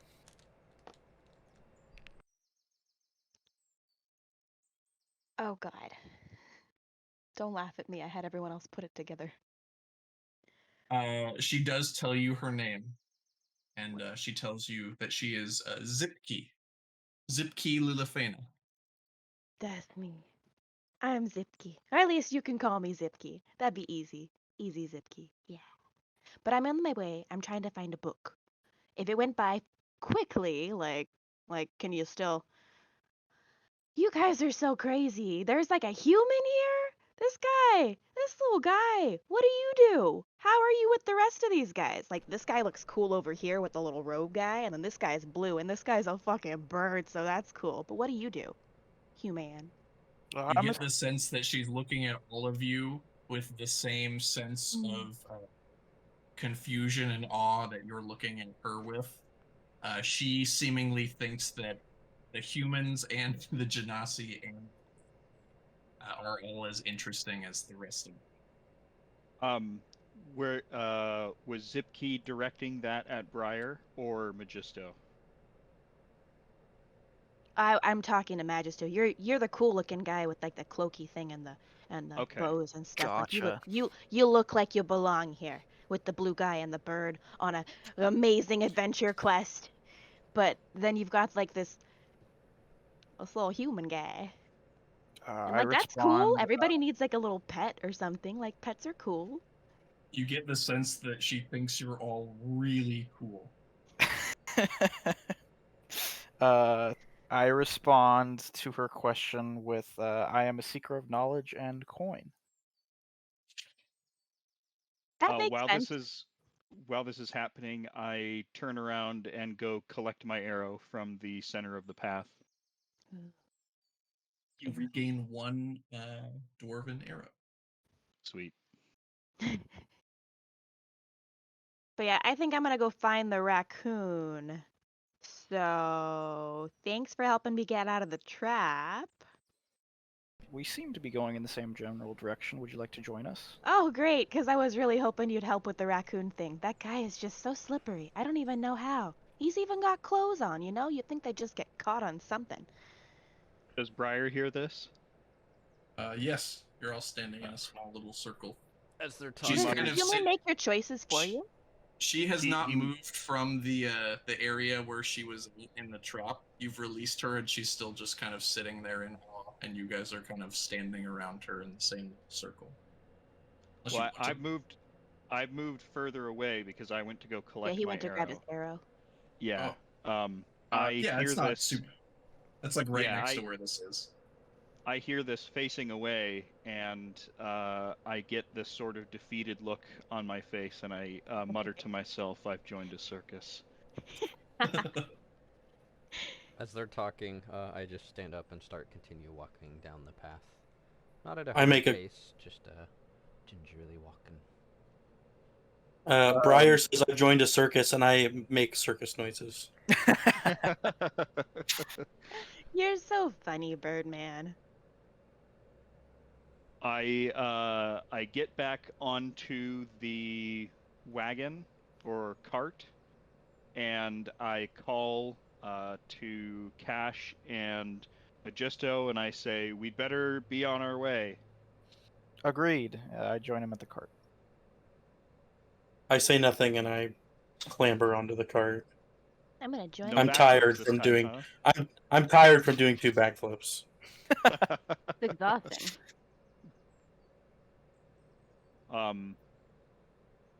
I look at Magisto, since he's the one who sort of invited Zipkey, and then I look at Zipkey to see if Oh. she's getting on the cart or not. Yeah, I don't I- think you guys heard me, but I did say I followed you on. okay. I notice his odd look, and I say, "What? We seem to be collecting strays already. What? Why not one more?" And I just raise an eyebrow to him, and I giddy up the horse to keep moving. Sounds good. Where did Gifford go? He started walking. Yeah, and as I started walking at this point, I'm probably, I don't know, not more than 20 feet ahead of you guys. But I take the quarterstaff off my back and I use it as a walking stick. Is he? Are you walking? Is he walking with us, or it's just like in the general direction that we're going? Slightly in front of us. Yes. So who's Jimbo's walking in front? Yeah. Okay. I mean, they'll probably catch up depending on the horse's pace, I imagine. But All right. But like, is the intention that Gifford is with us? yes, I will need to Okay. find the real Rockman. I need answers. Yeah. The druid has joined the party to see if he can find a man by the name of Rockseeker, and he heads in the same direction of these cart delivering heroes. But now not the joined by- other rock seeker. So I'm looking for the other rock seeker, not their rock seeker apparently. And that concept still confuses me a little bit, but I'm just going along with it. I've kept the invoice in my inventory as well. Can I add that? Yeah. Okay. Briar has seemingly taken Gifford's invoice. It's been passed around, and now he has it. Well, as far as I know, nobody else ever handled it. No, they all took a little peek at it, but you're the only one who is holding it currently. Got it. I fold it up and I put it in my pack. But yeah, you guys take a saunter down the path. Gifford walks alongside the cart, and the rest of you kind of ride the trail downwards. You've been on the trail for a half a day. As you come around the bend, you spot 2 dead horses sprawled about 50 feet ahead of you, blocking the path. Each of them has a few black feathered arrows sticking out of it. Gifford's not going to like that. How far out do I notice this? You notice them as they are about 50 feet ahead of you as you come around the corner. I And, immediately stop the cart and jump out and ready my bow and say under my breath to the others, I say, this could be bandits. And do I a perception check. also run a perception check at the same time. Same.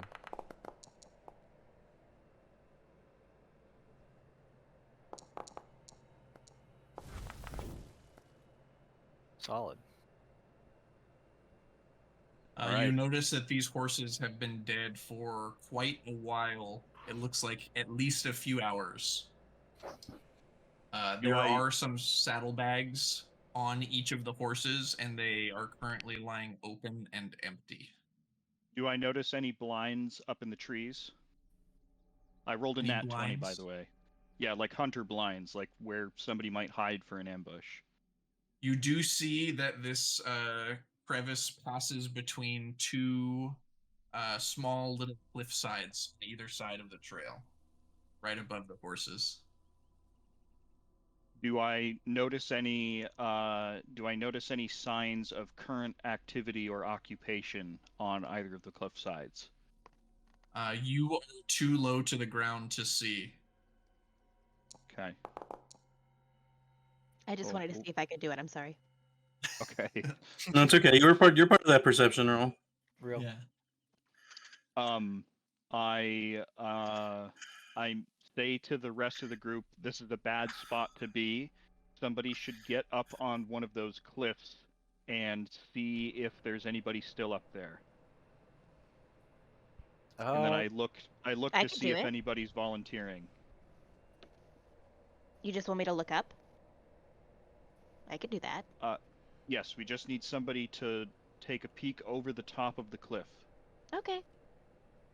I'm gonna fly up and take a peek over the top of the cliff. Which one? There's one on the left and one on the right. I look back in confusion.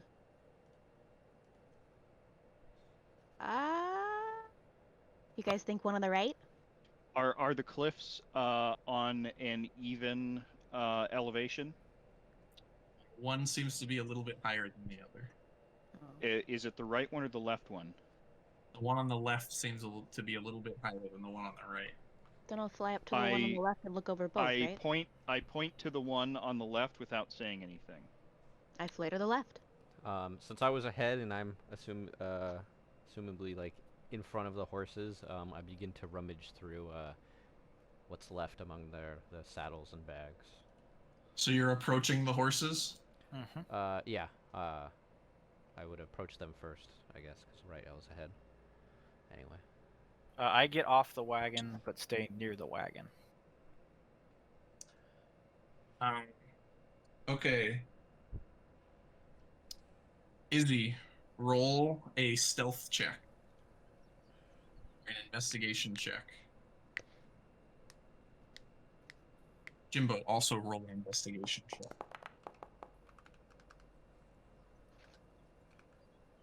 You said stealth or investigation? It's the same dice. Well, I think I get a +2 for one of those I'm proficient in. So, Jimbo is walking up ahead, but the fairy does have the ability to fly about as quick as she can run, and she does fly up to the left cliff. And as she's peeking her head up over the cliff's face, she sees 4 goblins turning their heads to look at her.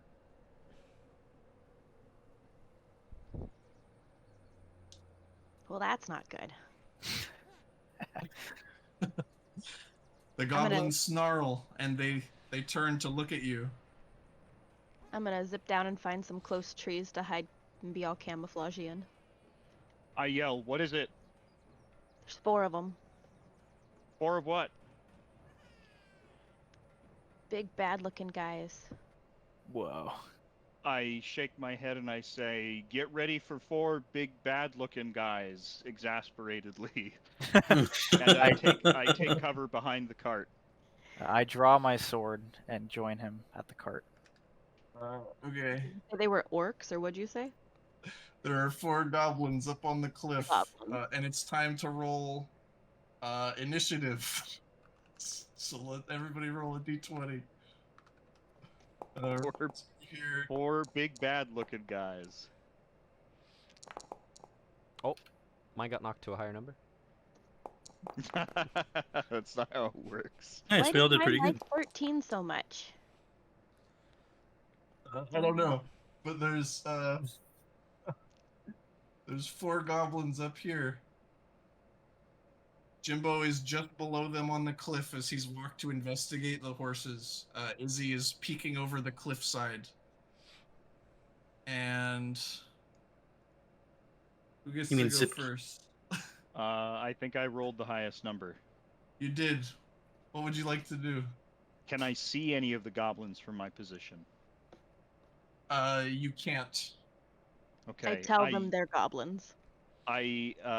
Yes. Okay, so you do say that they're goblins. I tell you they're goblins. I yell Gifford. yeah, I yell at Gifford and I say, Jefferson, get back.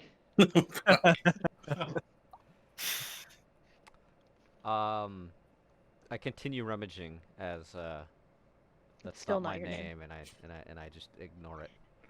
Gifford is still approaching and does not get an action until after James and Zipke.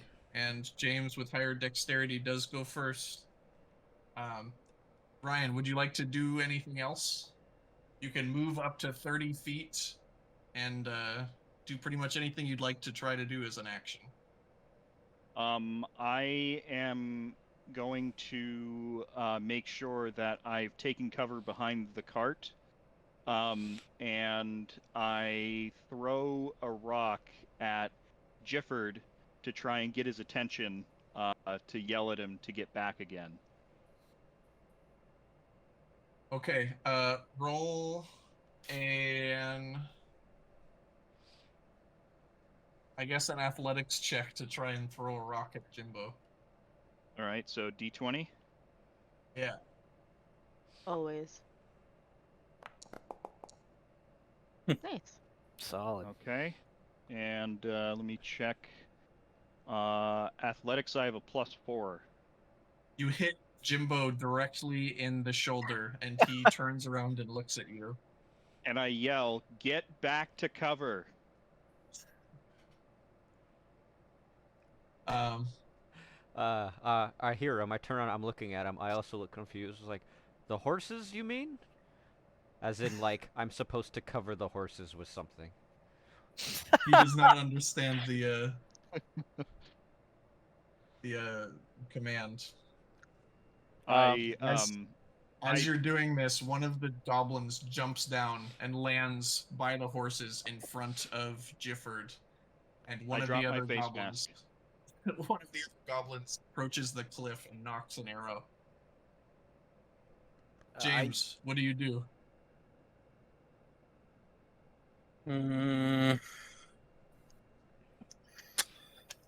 Well, I am a master of CQC, so It's true. let's see. Let me look at my character sheet real quick. So I have. You're currently carrying a rapier, a short bow with 20 arrows, and a dagger. Thought I was carrying 2 daggers. You are carrying 2 daggers. Double daggers. How far am I from Jimbo? Let's see. Damn, You too are far. about 40 feet from him. You can go right up next to him, but you can't be like on the space he's standing. Move about that far. I guess in that case, if I can't make it to him, then I would like to sneak along the cliffside and try to hide in some of these bushes and get within range of to use my short bow. I was thinking like right here. You want to stand like kind of hide up against the cliffs. Yeah, like because there's these bushes right here, so like, you know. Roll a stealth check.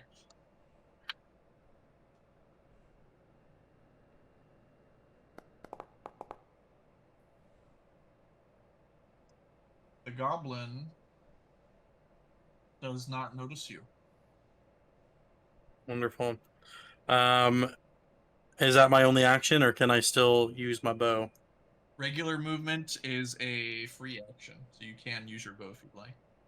Okay. Can I see the one that's on the cliff? You can see a goblin aiming an arrow at Gifford and one that has jumped down holding a sword right in front of it. Okay. I would like to try to aim at the one that is currently aiming down on the cliff at Gifford. Okay. Roll a d20 to see if you hit. Damn it. Oh. The arrow shoots kind of right by his shoulder, and he looks over at you and then back at Gifford.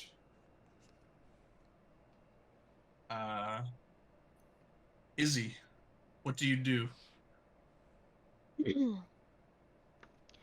um, You can see that the blue man is in trouble, and there are some other goblins standing close behind on the cliff. Where I you're standing, you can see all four of them.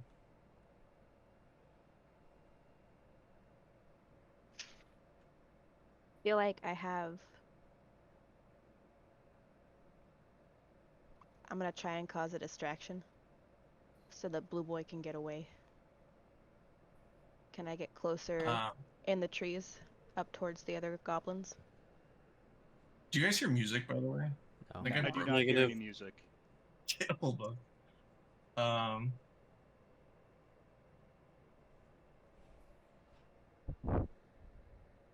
Because they've only seen Gifford. They haven't seen the other guys, right? Just me and Gifford. The one with the bow just noticed me. Ah, there we go. Now I can hear. So you said you want to cause a distraction? I'm gonna get up closer to him in the trees there. It's not letting me do the thing though. Yeah, you can move pretty much anywhere you want up on this little platform here. I want to like distract them away from him. You said one of them jumped down though, right? One of them did jump off the cliff, and one is aiming an arrow at him.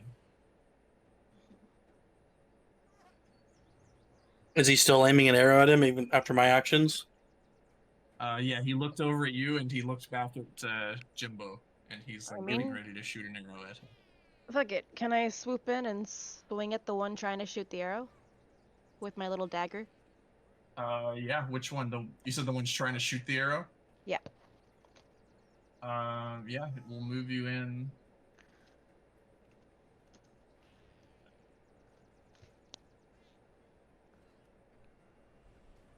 Roll a d20 to see if you hit. 12. That does hit. Roll 1d4.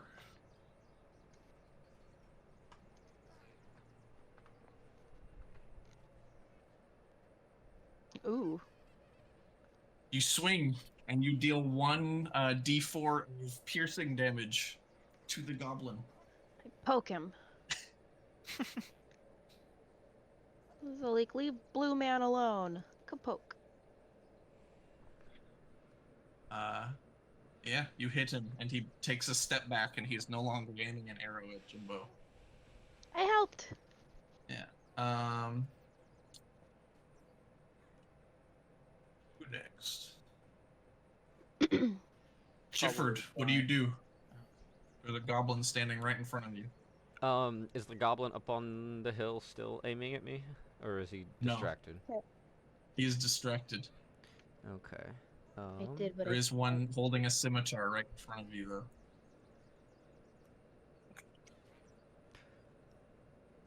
though. How far away is he? Like 5-10 feet. Okay.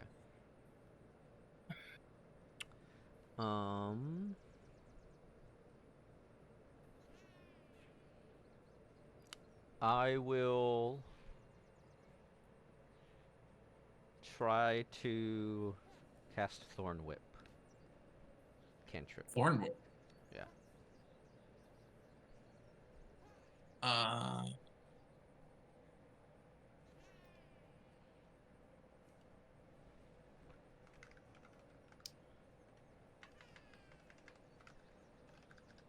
Okay, roll a d6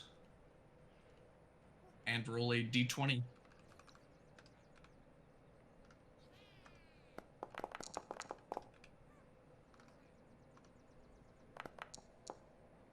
Oof. Let's see. You swing out your scimitar at him with all of your might, and thorns extend from the blade. And it swings just past him as he nimbly moves off to the side. And it misses. Would you like to do anything else or move at all? Oh,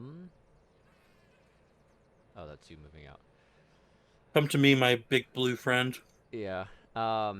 Noticing the other goblins. I don't know. Yeah. Okay. After it misses, I see him dodge out of the way, and I swiftly take a bunch of steps backward as much as I can. You step backwards down the path. Magisto, how do you react? Sorry,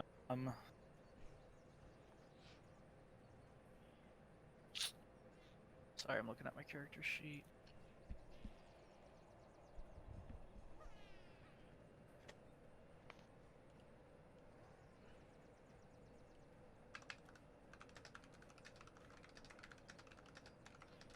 I will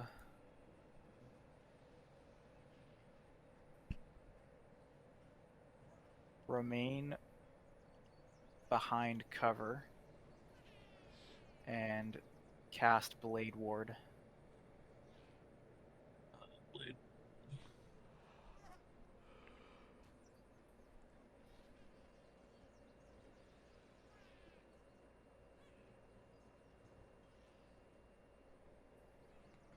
Okay, you extend your hand and trace a sigil of warding in the air. For the next 6 to 20 seconds, you are feeling resistant to any bludgeoning, piercing, or slashing damage. I move towards Gem. Just right next to where he's at. An attempt to help cover him, yeah.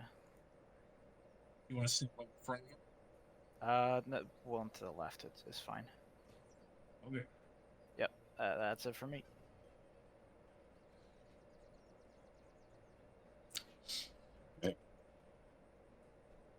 Two more goblins jump down, and one moves up to the edge. The goblin at the top of the hill rolls to swing at Zipki with his scimitar. No.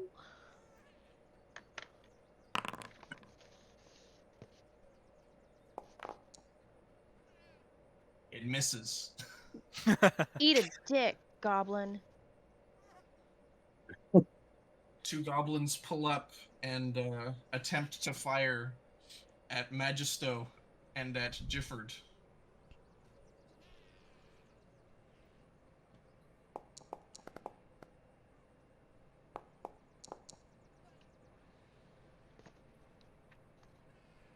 Two arrows fly through the air.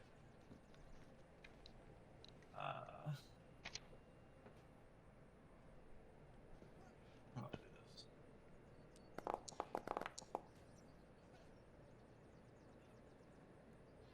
Gifford is hit by an arrow, and he takes 2 piercing damage. Magisto is hit by an arrow, and it kind of bounces off of him. Where did Gifford get hit? He got hit in the leg. Did Gifford take an arrow to the knee? He took an arrow to the upper thigh. He will adventure once more. Ryan, what would you like to do? How can I tell if I'm in range of any of the goblins or not? Oh, You are currently about 50 feet from the closest goblin. And what's the range of my longbow?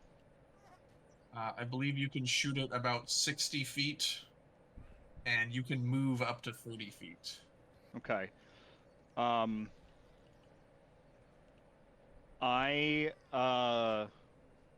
yell at the 2 people who've the 3 people who've run out from cover to get back behind the wagon. I pop out from cover to knock, draw, and loose an arrow on one of the goblins who has a bow, who thinks that firing an arrow is a thing that you can do. That would be this one. The bottom one there? Yeah, he's the one who tried to fire an arrow. This guy just shot one. Okay.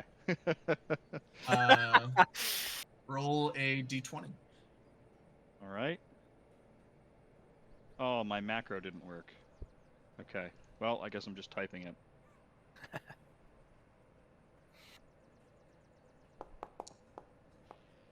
That hits. Roll a d8 to see how bad it hurts.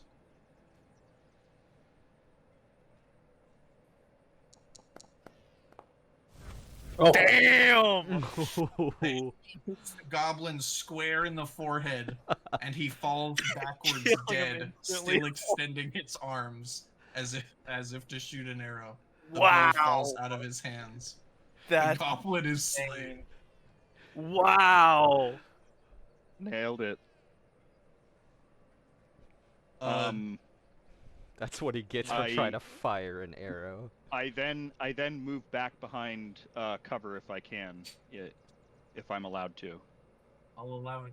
You move back All right. behind the court. Zipkey, what would you like to do? Zipkey. Who's next? James. James, what do you want to do? I I didn't write down what order it is. Do I have enough room to get behind the far goblin?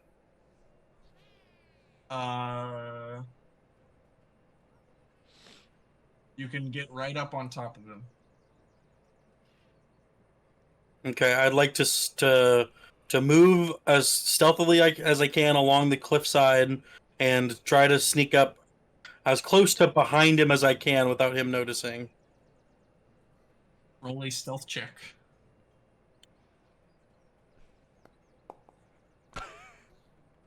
Let's say Damn it. with advantage because you're already hidden.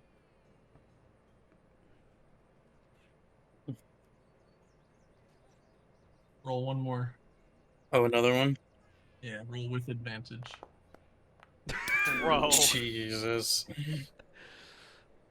You attempt to sneak up behind the goblin.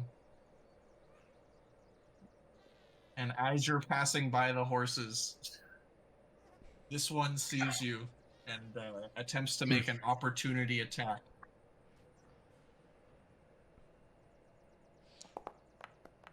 Wanted to go the other way though. The other way. Oh, like this way?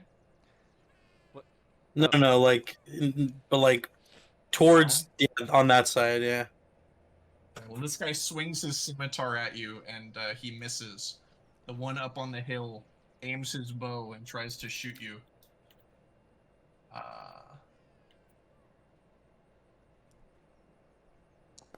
Now is it me?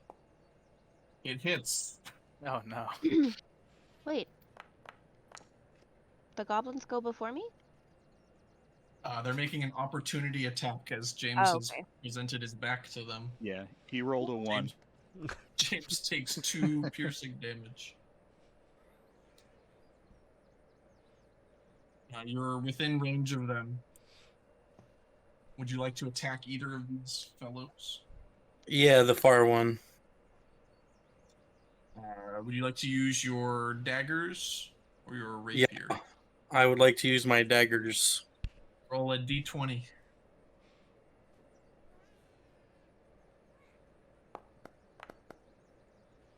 Jesus. It hits. I used all my Roll- good rolls for backflips. Roll 2 d4s.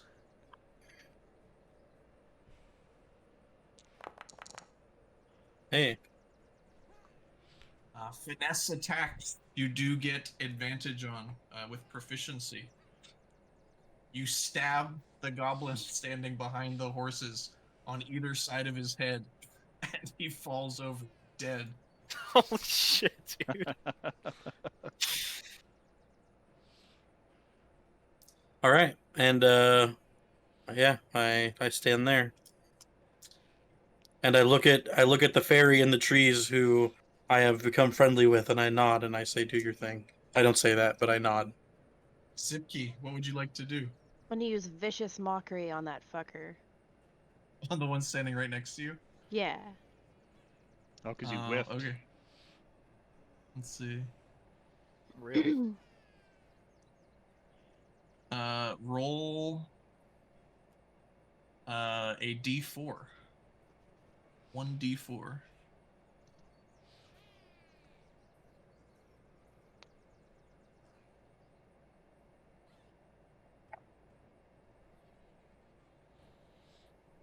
I can do it if I need to. I thought the bad guy was supposed to roll a 1d4 of psychic damage. Let me see. If it succeeds on a wisdom throw or take. Yeah, if they have to do. It'll, yeah, it'll roll a d20. I guess we can see if it hits first. That's a wisdom saving throw. And if they fail, then they take 1d psychic damage.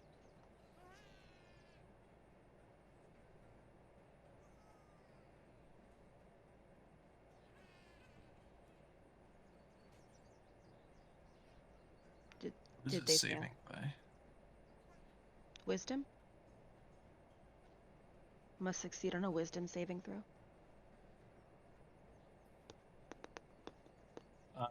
Roll a d4. Do I compare that against the damage that you do? I think that's just the damage I do.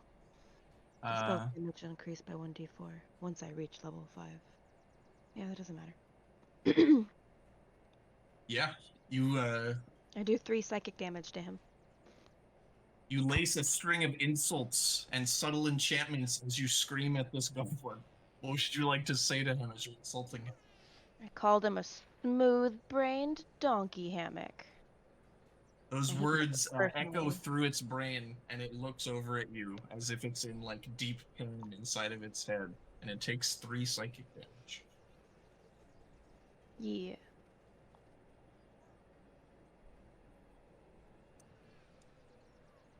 The goblin down below, standing near James, looks up at the only remaining goblin and sees that he is no longer being covered, and the goblin attempts to run away.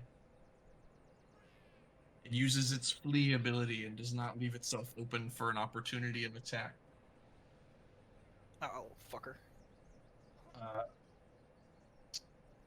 Gifford, what would you like to do? How far away is the goblin? It's about 50 feet. I attempt to cast Acid Splash.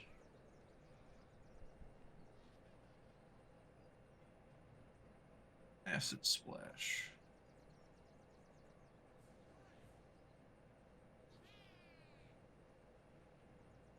There you are.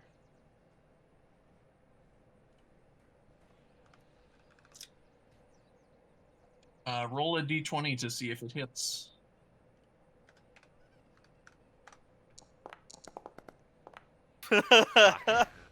Dude, the rolls have been awful tonight. They're either Acid amazing or splashes they're at- not. Acid splashes at the goblin and it lands just shy of him as he runs, just underneath a pool of boiling green liquid, and it sizzles on the ground. 'Cause it splashes. If it, no, never mind. I was gonna say, does it at least splash a little bit on him? Splash Does not. damage? No. Do you want to move at all? He's got an arrow in his leg too. Yeah. Yeah, He's I do hurt. not, just because I am hurt. Magisto, what would you like to do? I need to roll a perception check to see who is more visibly hurt between the two of them. Between the two goblins? No, between the two party members that have been hit by arrows. It seems like they were both hit with an arrow and they're both kind of hurting, but they're still fighting. All right. You're surprised that neither of them seem to be too phased by this. Gotcha. I guess I'll just cast Cure Wounds on my closest ally, which is Jim. Cure Wounds.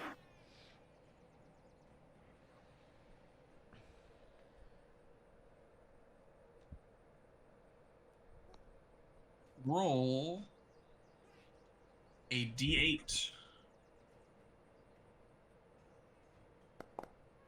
God damn it. Oh. You use your magic powers to pull the arrow out of his leg and give it a little kiss. He feels a little better. I take a slight step backward in confusion of what's happening right now.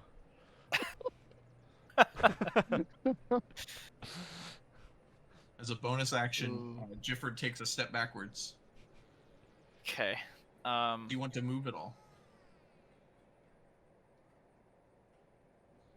Yeah, I will attempt to move closer to.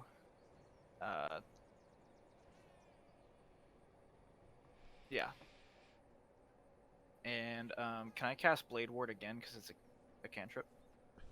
You have used your action by casting Cure Wounds, Oh, and gotcha, you I have only used get one of your spell slots, Okay, leaving gotcha. you with one more spell that you can cast today. Okay, cool.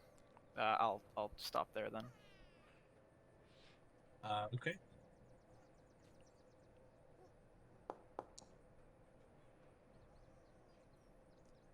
This goblin tries to run away and falls off the cliff, stumbling on the ground.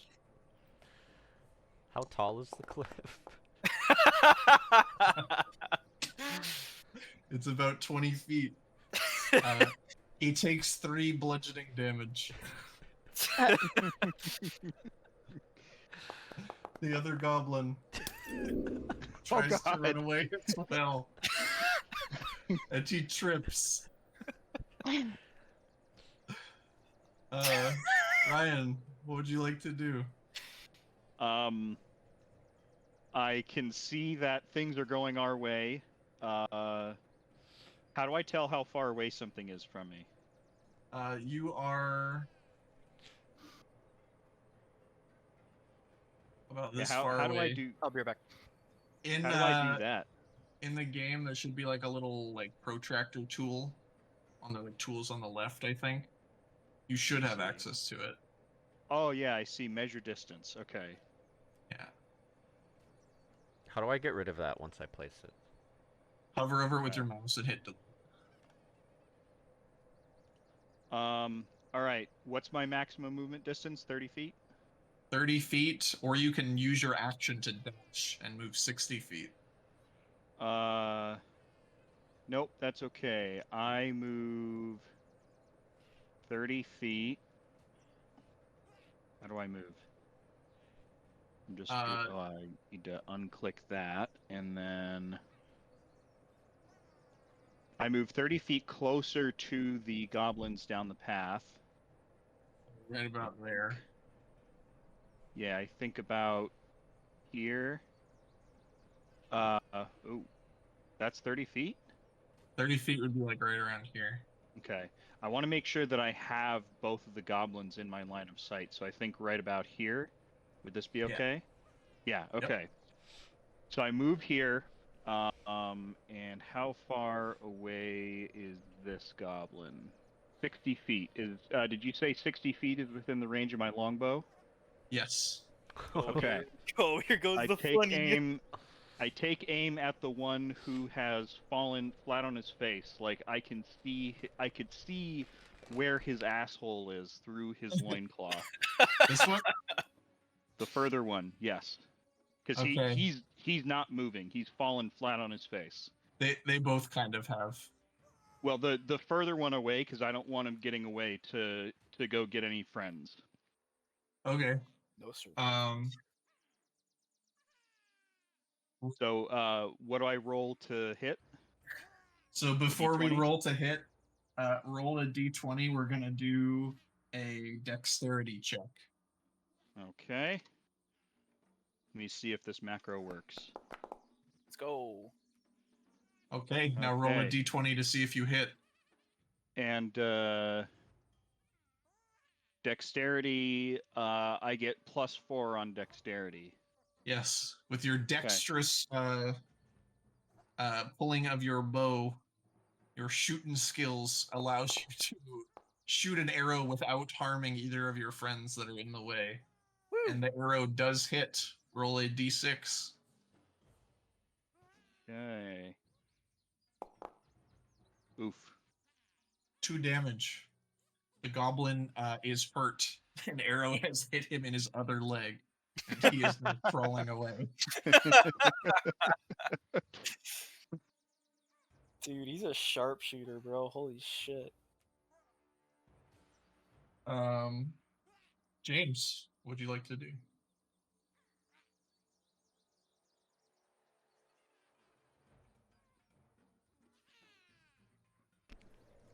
Bueller. James, Sorry, I was muted. Stab him.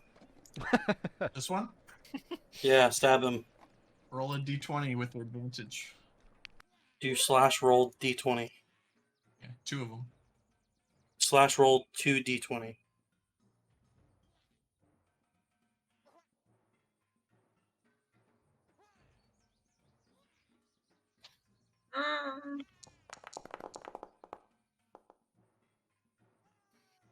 That hits. Do 2d6. Do 2d6.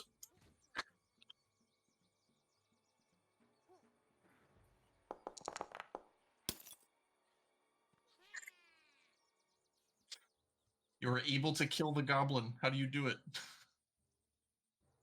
Roll a d20. I'm gonna try to do a backflip and stab him in the back of the head. Oh God. Oh, I fail. You do a backflip and attempt to stab him in the back of the head, and you kind of trip as you're falling. You land on him with your feet, and you kind of slip.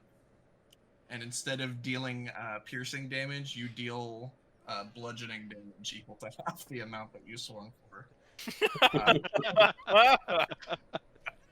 You deal 3 damage to the goblin, and he stops breathing. Oh my god!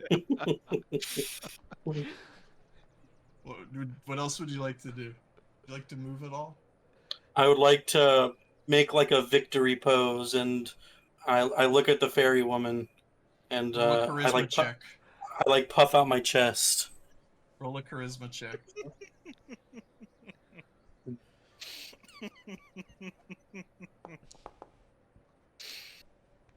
They do think that was kind of cool. Of course we do. No way. Can I? Is there some kind of check that I can roll to overcome that ability Roll- to make me think it was cool? Roll charisma. Dude. Damn it! No, I You- thought it was No. cool. As much I couldn't help it. as dumb as you think it is, you do kind of smile. I have and to you think acknowledge it. it was I just kinda have cool. to now. I couldn't help it. Holy shit. Zipki, what would you like to do? The other goblin's gone. There is one goblin left, and he is crawling away. He's crawling away. He has an arrow in the back of one leg and the front of another, How and damaged he is is bleeding and crawling away. Oh, it's a lot of stuff. He's too I far. yelled, for me "Don't to- let him get away!" He's too far for me to catch up, though. He is just outside of your range. Yes. I can hurl insults at him. That'll reach. That gives me 60 feet. Is it? It does. I have a 60-foot range to hurl insults at people. I will do that. Do a wisdom throw, bitch. Respectfully. Uh.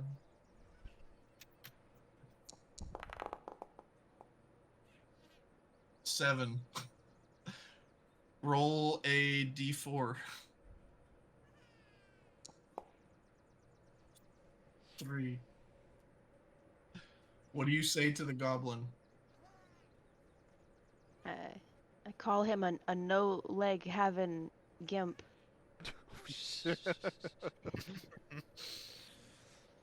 He looks back at you, and that really hurt his feelings. As he's looking, he sees all 3 of the rest of you looking at him. This is a 5-to-1 battle, and he turns over on his back, and he stops moving.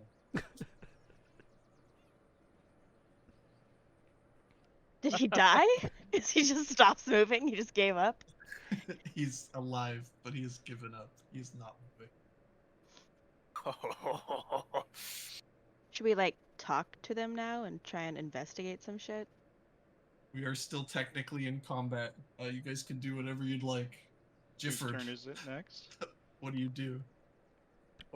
Is my movement distance affected by the arrow in my leg? No, not at the moment. The arrow's been Yeah, pulled Remember, out. I ripped it out of your Yeah. leg and gave it a nice kiss. Oh yeah, that's right. Yeah, in fact, you're doing a little bit better than the other person hit because yeah, Okay. you got healed up a little bit. He gave you a wizardly kiss. So I'll approach forward as much as I can, which is what, about 30 feet? 30 feet if you want to do an action, 60 if you want to dash. That can be your action for the turn. Everyone could dash? Yeah, so like you can move 30 feet just for free as movement on your turn, and then like instead of attacking and casting spells, you could move another 30 feet if you want to like sprint for him.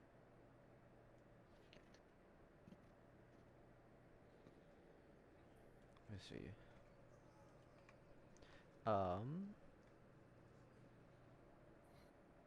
He is about 60 feet from you. Yeah, I will, now that I am healed, I'm feeling better, there's a little spout of energy, I will dash towards him. That's not me. Oh, there we go. You sprint, and you are within striking range of the goblin, but that is pretty much all you get. You're up close to him. I'm Want up to close say to anything? him. What is he currently doing? He is laying on his back, Giving up. terrified, and he has one arrow into the back of his right leg and one in the front of his left leg. He was crawling away, and then somebody screamed psychic insults at him, and he turned around and he gave up crawling away. I will kneel down to his level. I will put my hand around his ankle, not squeezing or anything threatening, but as just as reassurance. And I ask him. No, he sprinted. He can't do any more stuff. Well, this isn't an action. That counted as my one action. I can't cast any spells. Yeah, you can do something simple if you want to like say something to him. Yeah, I'll be like, "Why did you attack us? Why'd you give up?" So quickly. Why did you attack us? Why'd you give up? Yeah. That's a good question. If you're gonna attack us, like, come on, man. Remember, my social skills are like almost to none. That's The fair. goblin is breathing very heavily and he's kind of shaking. And he looks up at you and he says, "Battle lost. Friends dead." I say, You can- no, you can- my friends aren't he's- dead. He said, you can leave. I give up. Let me go home. I just turn back Okay. and look at the rest of my, the party, with The tension has little dropped. emotion. I mean, What yeah, would anybody like to do? he gave up. I say we let him go. I I mean, he's not gonna come back and get us, right? I draw my thumb over my neck in a cutting motion. I yell human. towards Gifford, and I say, Jefferson, if he gets away, he will come back for revenge with more of them. I stare mean- blankly still at the party, not acknowledging that contact, as that is not my name. But I mean, we're not really gonna even be here, so. Remember, can the come back goblin all is he laying wants. motionless on the ground. He's not running away, and you guys are now free to do whatever you like. Woohoo! What if we make him promise not to come back and try and kill us? I don't say anything, and I approach him with the spear that I've taken out of my inventory, and I am preparing to stand over him and just put him out of his misery. Briar is walking towards the goblin. Does anybody else want to follow him? Oh, Nope. and since I've taken out my spear and my bows over my shoulder, I pick up my arrows from the goblins that I nailed along the way, or the goblin, I guess, that I nailed along the way. You pull out an arrow from the head of the goblin that was fucking blocked at your feet where you're standing, and you pull out a shaft. The arrowhead remains lodged in its skull. Damn. Can I like fly over and try and like protect the goblin? Sure, if you want to. I attempt to loot a ranged weapon from the bodies of the 2 dead goblins near me and the horses. That's fine. No one cares. You you check one of the dead goblins and you see what is maybe the shittiest short bow you have ever seen. It I looks like they may have made it right before this fight in the Like in the 10 seconds. with the twigs and trees and leaves and sticks above on that cliff. It's better than nothing. I pick it up and I attempt to loot some of the arrows from the bodies of the horses that have been recently killed. Oh. You loot the shitty short bow and you put it in your pack next to your regular short bow. And yeah, you do find some arrows. You find 2 shitty flint arrows on the ground. Cool. I then follow Briar. You walk behind Briar. James, would you like to do anything? You might be I muted again. Oh, there you go. I clean off my blades, and I follow behind the pack. Okay. They I mean, like, approach. do we have to kill him though, guys? Like, he gave up. He said he was gonna go home. All of his friends are dead. Like, hasn't he had a bad enough day? I'm not going to question the guy that nailed that goblin from 40 yards. Well, I'm just saying, like, that'll teach him, right? As the That would teach adrenaline, me. as the adrenaline wears off, I turn back to him, in remembrance as the rest of the 3 of them walk up, and I very quickly turn back to the goblin, and I go, "Wait, are you Rockman?" Go ahead and roll me a basic intelligence check. I'm assuming it's still a D20. Yes, Yeah. always. Oh God. 10. 10. You question the goblin, and you can see that he's unfazed by your question. This is not. It's not what? This is not the rock. Oh.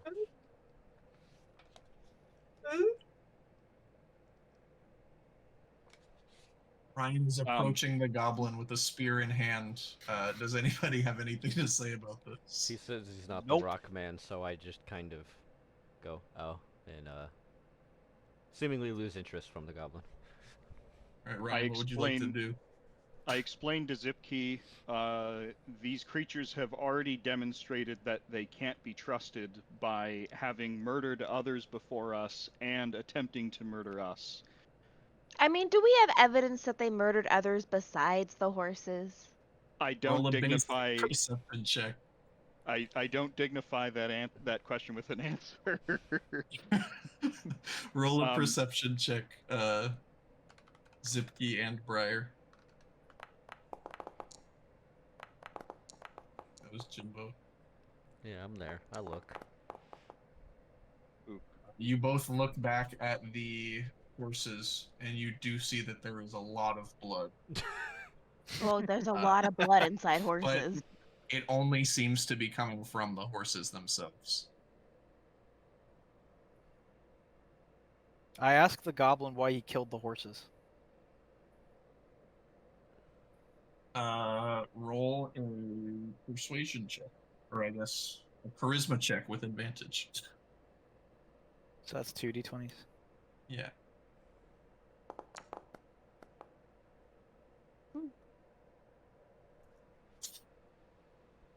The goblin looks up at you and he says, "Look, Clark, the goblin crew in this area. Clark sent goblins to the cliff. Tell us to watch for a small dwarf and a large soldier. We bring to Clark. Clark bring to the spider."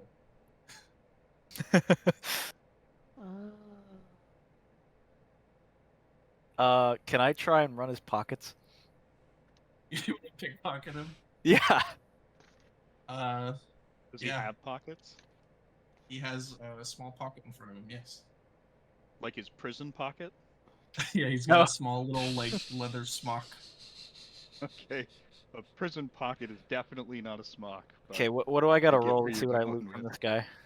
He puts up no fight, so you are easily able to just reach into his pocket, and he does not stop you. Roll an investigation check. Is that a d20? Yeah.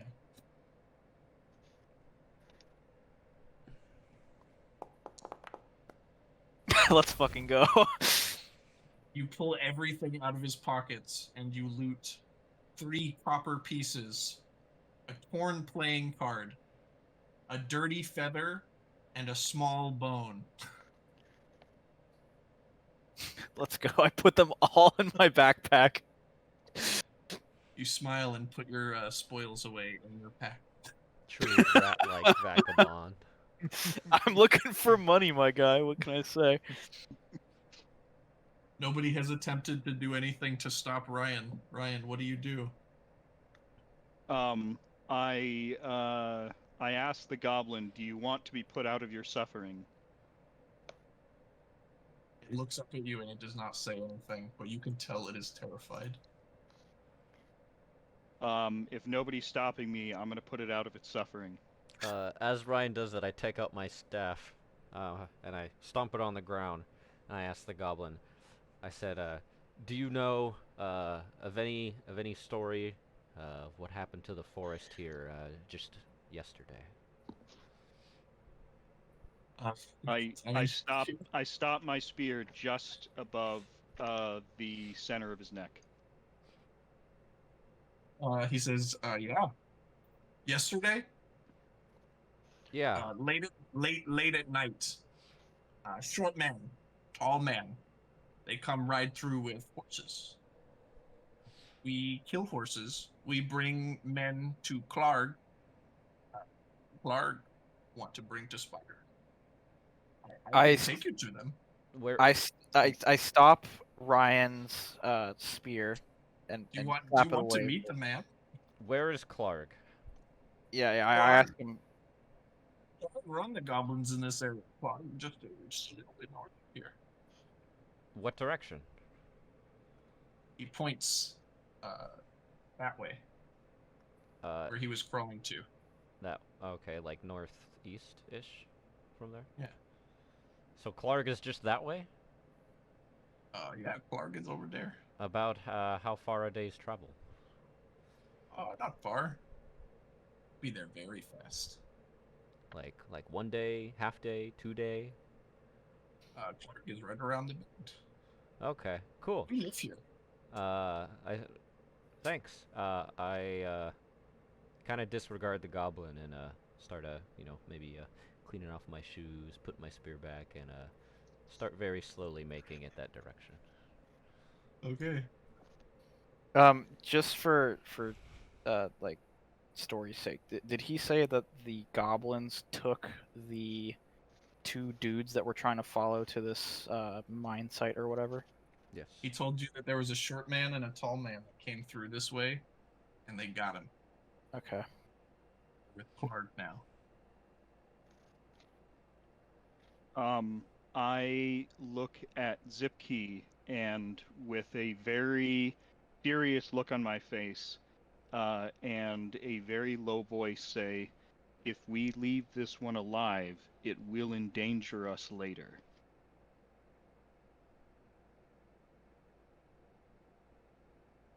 I don't like spiders. Do what you must. I put the goblin out of its misery. Roll a d6. The attack will hit. How do you do it? I just put the spear through his neck to sever the spines the fastest way. It lets out a gasp and its body goes limp.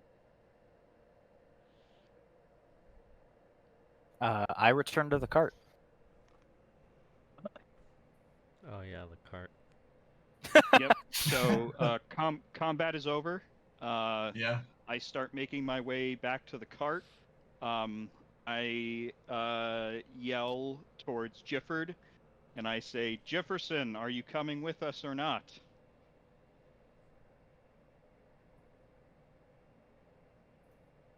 I'm just gazing over the field and trees.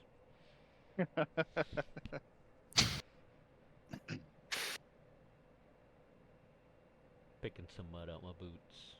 Quick question, Andy: is the goblin encampment or whatever the same way we need to go with the cart, or is it a separate path? So to get to the town, you were told to follow the road. Following the road led you right through here where these horses are. The goblin claims that 2 men came through here with 2 horses that are now dead in the road, and they were taken up north. The path to the city continues to the east.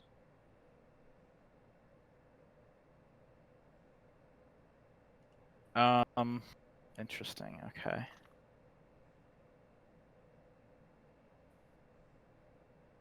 I suppose we could just double back later. Does anybody else want to do anything? I check to make sure everything is still in the wagon, the wheels are still secure and undamaged, and I call out to the rest of the party and I tell them if you want to take any provisions from the monsters, do it now because we are short on time. And I start moving the horses out of the middle of the road one limb at a time. I assist him with this. Okay, they start moving away the horses. Anybody else? Is I do it. I do it. I do the thing. I say is Cash still hurt, or did we heal He him? does have an arrow wound in his leg. I'm gonna go ahead and use Cure Wounds. Woohoo! Did I get the wound or did You both You did. both Gifford? did. No, yeah, who got shot? Gifford got shot? I thought Yeah, Gifford that is shot. Tony fixed his wound. Yeah. Yeah, Oh Tony yeah. pulled Oh the yeah, you arrow got out and shot gave him too. a kiss. Yeah, Yeah. they're both shot. She's curing the other person now. Yeah, whoever didn't get healed before, I would like to heal them. And I All do right, this heal by me just then. gently touching the tip of your beak with my fingertips. You reach out and touch the tip of his beak with your fingertips, and you roll A D8. a d8.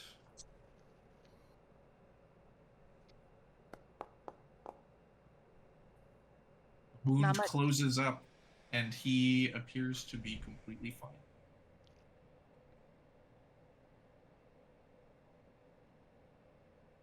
I helped. Woohoo! Okay. I'm gonna fall in I line and follow the other 2. I do not personally want to loot any of the monsters. Does anybody else want to loot any of the monsters? Sure, I'll try. Rat-like behavior.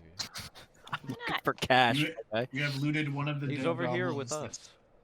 There's one over by him, and then there are 2 other dead goblins kind of right around the horses. I already looted the one that they're next to. I can loot both of the ones that are next to the dead horses. Okay, roll an investigation check.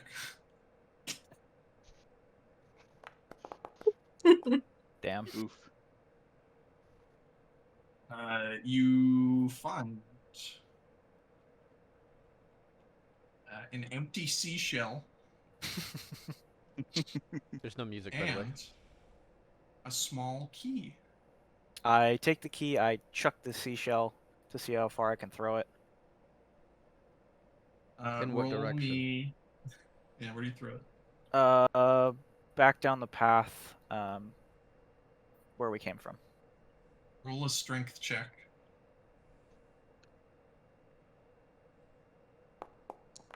Now roll a dexterity check.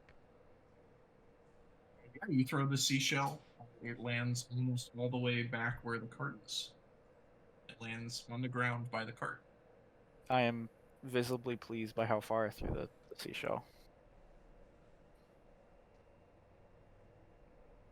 Briar finishes moving the horses out of the way.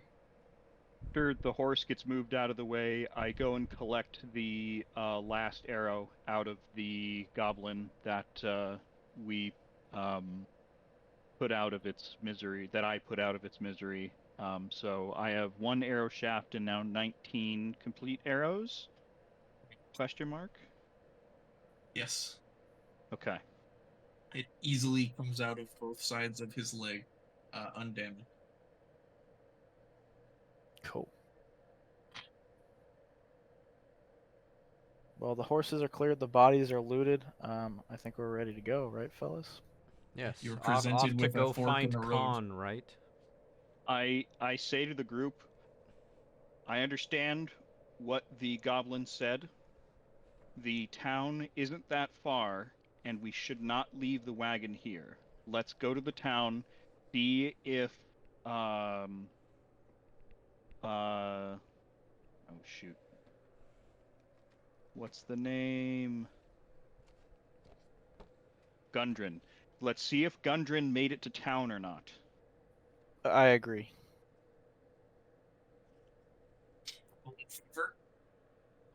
I'm not entirely convinced. Don't we want to find this Khan guy? So Ron explains that he doesn't think that it's safe to leave the cart here, and he I doesn't never want to said go we up have there to for leave the part cart. down. We could take it with us. He said it's just around the bend. I say to Gifford, there's no way we're going to be able to get the cart through this terrain safely and without damaging it. We're going to be forced to abandon it in this brush. I really think we should take the cart to town and come back later to investigate. Well, how long is later? What if they move? What if they flee the area? They said they took 2 people with them. Are those people's lives mean nothing to you? We left no survivors here for them to report back and explain that there's danger. We can come back later once we've secured the cart. Ryan, roll a. What would this be? Persuasion. Go ahead and just roll a perception check. All right. So you do see that you are correct. The terrain looks somewhat difficult to bring the cart through. You do remember, now that Gifford brings it up, that the goblins said they wanted to bring the men to Clark, so Clark could bring the men to the spider. And you feel that there may be some urgency, but you may also be able to make it to town and make it back. You don't really you don't feel that one plan is particularly better than the other, but both have their. Who is this guy you're trying to meet into town? He's looking for Gundren, sounds like. Oh, yeah, if he's addressing that to me, Yeah. Gundren. Gundren is the man I explained before who has the same last name as Rockseeker that you were Okay. looking for. Well, is he a tall man or small man? Perhaps He is a could small be man. the small man or tall man that this goblin was talking about that they took.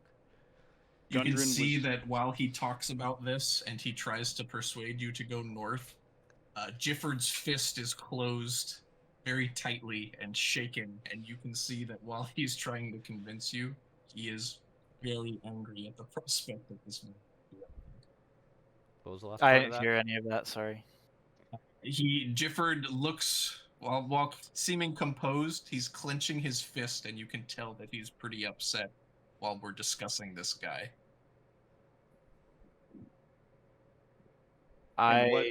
What was the last thing that Gifford said? I said that is this Gundrick or whoever this guy is he a tall man or a small man? Because the goblin said they took a tall man and small man. Gundren was traveling with another dwarf. Gundren was traveling with a human. Oh, he was? Okay, Yeah. I thought that he was They traveling wouldn't know with that. another dwarf. Yeah, you know this. They don't know that. Okay, got Both it. me and So Ryan I know know that it's possible. Okay. So if you're telling me that my character is not convinced either way, then I would just have to I would have to put it to the group and ask them what they think we should do. Democracy. What say the group, starting with Maj Ista?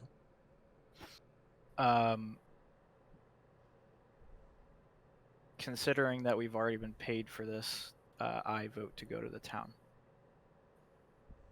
And Cash I shrug. and Zipki.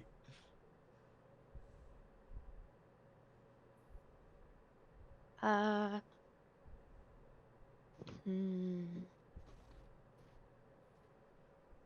I mean, what are our options? If we don't go here, what are we gonna do?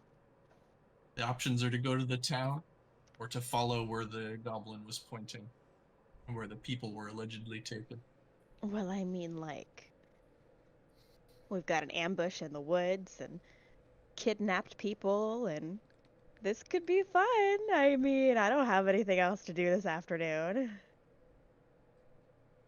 Yeah, let's go. Let's go. The Kenku needs a long rest. Sounds like 2 votes to go north and 2 votes to go east. We Cash can must rest decide. first. The Kenku needs a long rest. I point towards town. All right, Mm. town it is. Load up into the wagon. We make haste. You all get back into the wagon, and We go into the wagon, and I stress, as soon as we finish checking in this town, we have to go check that campsite. I nod in approval. I agree. second the and motion. I agree and say we will come back as soon as we can. And as we travel, I try and get the wagon to make as much haste as I can with the horse, and I use one of the arrowheads that I bought from the blacksmith to try and repair my broken arrow that's missing the head on it. okay, who's driving? I could drive without needing both hands on the reins. I can drive. I'll I'd drive. also like to mention one of the reasons why I did choose to stay with this group and not follow those savages is Ryan's expert combat skills that were displayed in that interaction. Both Yeah. gave respect and intimidation when he nailed that goblin right through the eyes. Through the throat, but Throat, same thing. yeah. Gifford can perceive that in this group of people, one person is definitely in charge.